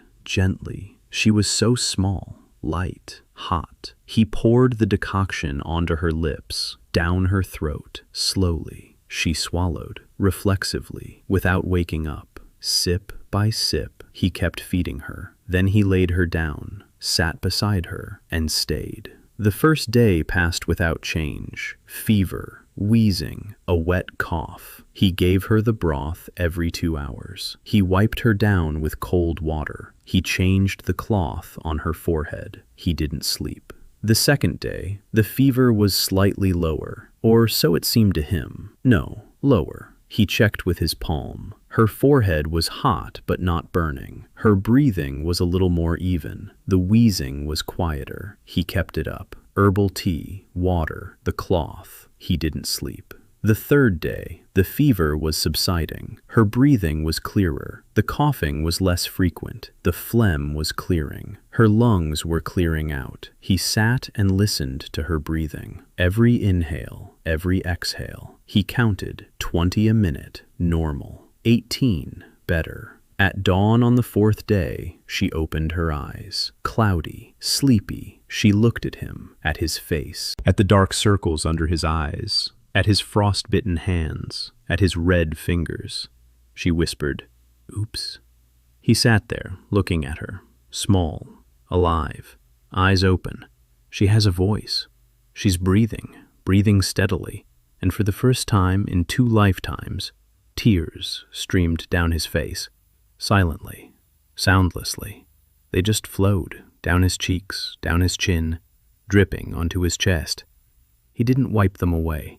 His mother stood in the doorway. She saw. She pressed her hand to her lips, and she understood, completely, once and for all. Changeling or not, spirit or human, it didn't matter. He hadn't slept for 3 days while watching over her daughter. He'd gone into the mountains in a blizzard at night and returned half dead with roots tucked under his arm. He was crying silently over her child. This was her son, hers, the real one. She walked in. She knelt down beside them. She embraced them both, him and her daughter, silently, tightly. The 3 of them, on the floor, by the hearth. Jo-eun's weak hand groped for his sleeve. She clung to it, as usual. Her fingers were thin, warm, alive. Spring came early. The snow melted quickly. The streams swelled. The forest turned green. Jo-eun turned 10. No one celebrated. Here, they don't celebrate the birthdays of poor children. But Jo-eun gave him a pebble, smooth, white. She'd found it by the stream in the fall and hidden it all winter. He put it in his pocket and carried it with him every day. By spring, much had changed. The pack had grown, not in number, in skill. So-rim could shoot from 50 paces and hit the palm of her hand, consistently, by day. At night, from 30 paces. The the best marksman after Jo-eun himself, or perhaps not just after him anymore. Bong-hwan, with his long arms, could reach as far as 70 paces. At that distance, accuracy dropped, but the pressure remained. Sonu learned to move through the forest so well that even Jo-eun would lose sight of him. He's slow, fast, silent, the perfect close-quarters fighter and scout. Gyeong-ho became the anchor, reliable, heavy, the one who stands firm when the others run. Yuna spoke, in complete sentences, quietly but steadily, and she shot from 40 paces. 6, after a year of training. By this world's standards, it was strength, modest, but real. Ha-eun became more than just an advisor. She brought a book from her father's house, that very one, with symbols similar to those on Songmin's plaque. For 3 weeks, she pored over the scrolls, comparing, transcribing, deciphering. She made out 8 of the 12 symbols. The full text read as follows: Time chooses, knowledge comes, the cycle repeats, the thread does not break. She showed it to him. He sat there for a long time, in silence. Time chooses. It is not man who chooses time. Time chooses man. Knowledge comes. It is not man who seeks knowledge. Knowledge comes to man. The cycle repeats, time and again, age after age. The thread does not break. The connection between those who have passed on is not severed. They are all part of a single thread, a single chain, each a link. Songmin, the 3 Hyun-su spoke of, Hyun-su himself, and someone after him, someone who will come after. The thread does not break. Ha-eun asked what that meant. He explained, not everything, but enough, about the temple, about the arrowhead that is 100 years old and identical to the ones Dal-lae is forging now, about Hyun-su, who said he was the 4th. Ha-eun listened. Her face was paler than usual. Her ink-stained hands clutched the scroll. Then she said quietly that there were more books in her father's library, old ones, from different temples, from different provinces. If you search using these symbols, you can find others, other temples, others who were transported, other links in the chain. He looked at her. She looked at him. A 12-year-old girl with ink-stained fingers and eyes that burned. For the first time in her life, she was doing something real. Not a mental exercise, not calligraphy for beauty's sake. A mystery, real, alive, dangerous. And she was part of that mystery. He held out his hand. She looked at it, shook it, like a man, firmly. Unusual for a girl in silk. But she was no longer just a girl in silk. She was his eyes in a world he didn't know. In the 2nd month of spring, envoys arrived in Taegok, not from the Yangban, from other villages, Kamcheon in the south, Paegam in the west, and the 3rd village, Mokton, in the north. A small, poor, 12 households. They'd been robbed that winter, not by the Red Bandits, by others. A small gang, 5 of them. But the village couldn't defend itself. They took the grain, they took the only cow, they beat up the village headman. They came to Taegok because they'd heard, a village that had fought back, a boy who knew how. Jo-eun received them in a clearing, not in the village, on his own territory. Sorim was nearby. Gyeong-ho was behind him. He listened. 3 villages, Taegok, Paegam, Kamcheon, plus Mokton. 4 villages, about 100 households, maybe more, scattered across the foothills, each one weak on its own, stronger together, but they'd never been together, each one on its own, each with its own village head, its own granary, its own pride. He proposed something simple, a joint patrol, a signaling system between the villages, smoke signals. A bonfire on high ground is visible from 10 versts away. 1 column of smoke means strangers have been spotted. 2 columns mean an attack. 3 means help is needed. Each village posts a lookout on the nearest high ground. Each lookout can see the neighboring post. A chain. Information travels from one end to the other in an hour, instead of a day's journey. And in every village there are 5 young, trained archers. He will train them, personally, one at a time, a week in each village. Basic skills: the bow, breathing, traps, signal cords, Ambush positions. Not an army, not a militia. A pack. 4 packs. Linked by smoke and whistles. The messengers listened. They exchanged glances. He saw their faces. Doubt, hope, fear. A strange combination. The boy is 10 years old. He speaks like a commander. The first of the messengers, a man from Kemchon, looked at So-rim. He asked if it was true that she had shot a man. So-rim replied that it was true. The man looked at Gyeong-ho, at his hands, at his shoulders, at his calm face, then at Jo-eun. He said he agreed. The other 2 nodded. By summer, the 4 villages were connected. The smoke signal posts were operational. 5 archers in each. Young ones. 20 teenagers. 4 groups. Jo-eun traveled between the villages once every 2 weeks. He checked on them. He made adjustments. He taught them. He was 10 years old. He commanded 20 fighters. Unofficially. Without a rank. Without orders from above. Simply because there was no one else. And because they saw the results. Taegok stands. Taegok is fed. Taegok is protected. They want the same. Summer brought news. Ha-eun received a letter from her father. Yangban Yun-so-gyeong was curious. In detail. How many archers? What kind of weapons? Who's in command? Her daughter answered cautiously, just as Jo-eun had taught her. Few details, lots of generalities. The mountain air is good for you. The locals are friendly. The boy is bright but ordinary, nothing special. She lied to her father for the first time in her life, and she felt no guilt, because the truth was dangerous. A young Bon who learns of 20 archers under the command of a 10-year-old boy will either want to use him or want to eliminate him. There is no third option. Jo-eun was preparing for both possibilities, but not now. Now it was different. Summer. Warmth. The rice fields were turning green. Jo-eun was running around the yard, healthy, tanned, a wooden bird around her neck. She was laughing. Her mother sang every evening. In the evenings, her father would sit with his son on the threshold and say nothing. Sometimes he'd pour him some rice wine, just a little, a drop at the bottom of the cup, like a man, a 10-year-old boy. Because after what he had seen and done, he deserved it. The sergeant drank in small sips. The wine was bad, sour, cloudy, the best he'd had in 2 lifetimes.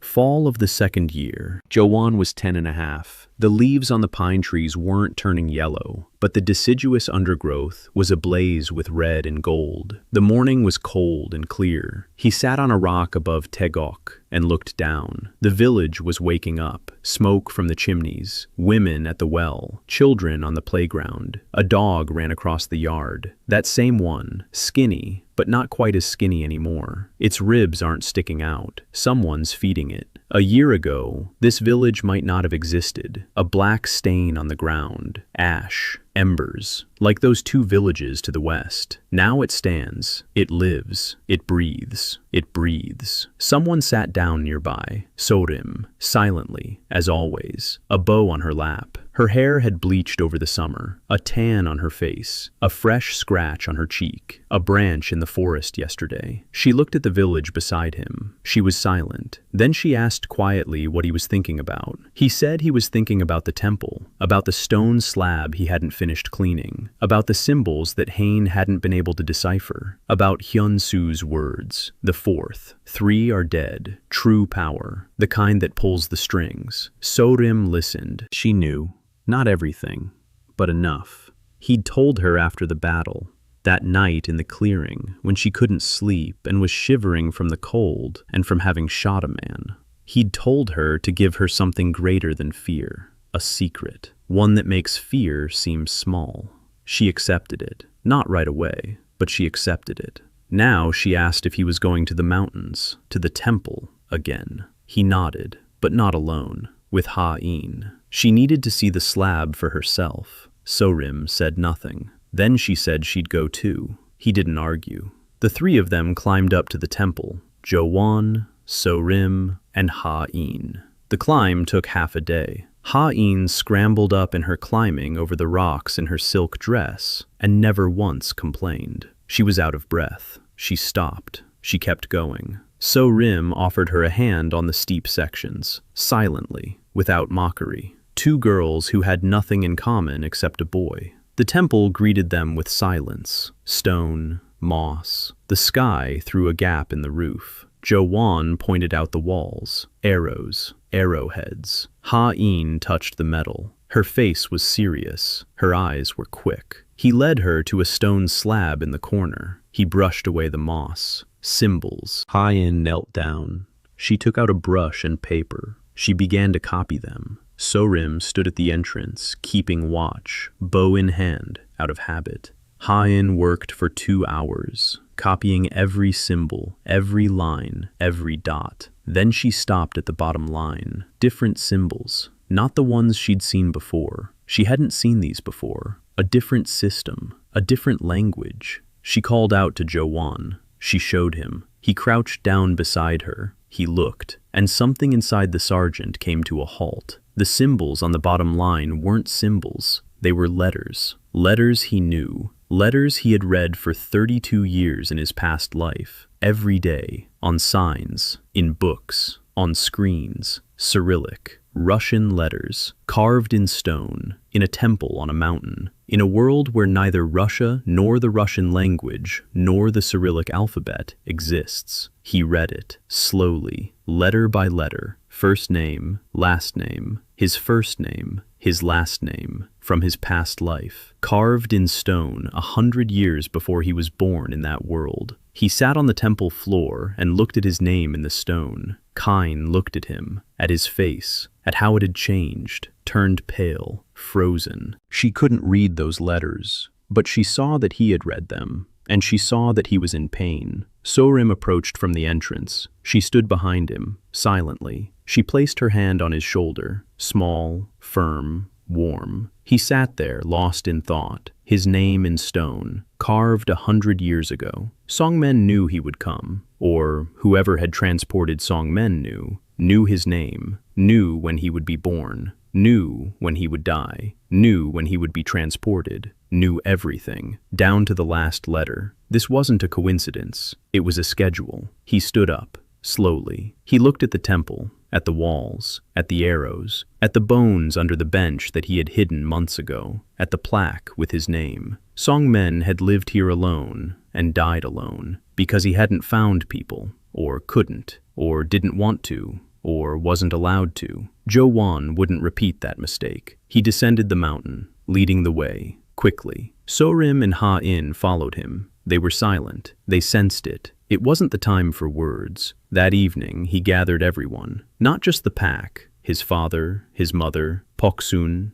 Dal-lae, village chief Moon, the blacksmith, old man Cho. Everyone sat in the village chief's house. It was cramped, warm. A torch was burning, shadows on the walls. He stood in the middle, 10 years old, skinny, short, hands covered in calluses, fingers wrapped in cloth, a scar on his forehead from a branch, a tan on his face, and eyes that held 32 years and 1 war and 1 death and 1 new life. He spoke, quietly, steadily, as always. He said things were calm at the pass, that the 4 villages were connected, that 20 riflemen were manning the posts, that they'd have plenty to eat this winter, that the Red Bands were bypassing their area. Rumors were spreading. The village from which no one returns. It works. Then he said something else. He said this was only the beginning, that the world beyond the mountains isn't standing still, that the drought continues, that the gangs will grow larger and more vicious, that sooner or later someone will come who can't be scared off by the night forest or arrows fired from the darkness. A Yanban will come with his retinue, or an army, or something else. They need to grow, faster than the danger grows. More archers, better weapons, stronger bonds, and knowledge. Knowledge of who they are and why they're here. Not a village, not 4 villages. A link in a chain that someone has been pulling through the centuries. He didn't mention the transfer. He didn't mention Songmin. He didn't mention his name carved in stone. This isn't for everyone. It's for him, for Sodim, for Ha-eun, for those who will go further with him, into the mountains, to other temples, to other stone slabs, to other names. He said that in the spring he would go over the pass, to the west, to where the villages were burned, to where the answers lie, to where it's dangerous. Sodim nodded. She was the first, without a second's hesitation. Gyeong-ho nodded, slowly, firmly. Sonu bared his teeth, the wolf-cub. Bong-hwan straightened his long shoulders. Yuna looked him in the eyes, directly for the first time, without looking away. She nodded. Dal-lae clenched her scorched hands into fists. She said quietly that the arrowheads would be ready. Pok-sun closed her eyes. She shook her head.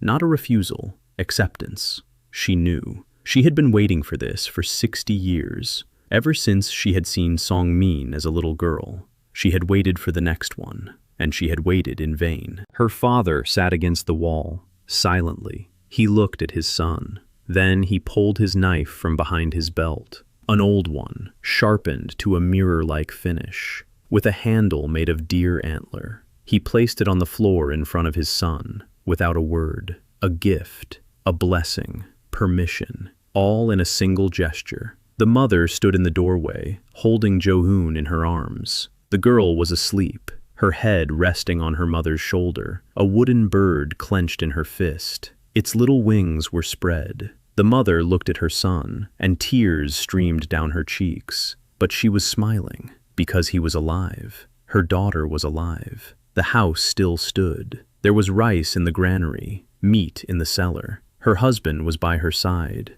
Her son stood before her, alive, strong, strange. A stranger and a familiar face at the same time. Her son. Ha-eun stood by the wall, in silk, with ink-stained fingers. A scroll tucked into her bosom. She looked at the boy who had just calmly announced that he would go in search of the truth in a land ravaged by bandits, and she thought that she had never encountered anything like this in her entire life, and that her life, mapped out all the way to her funeral, had just been completely rewritten.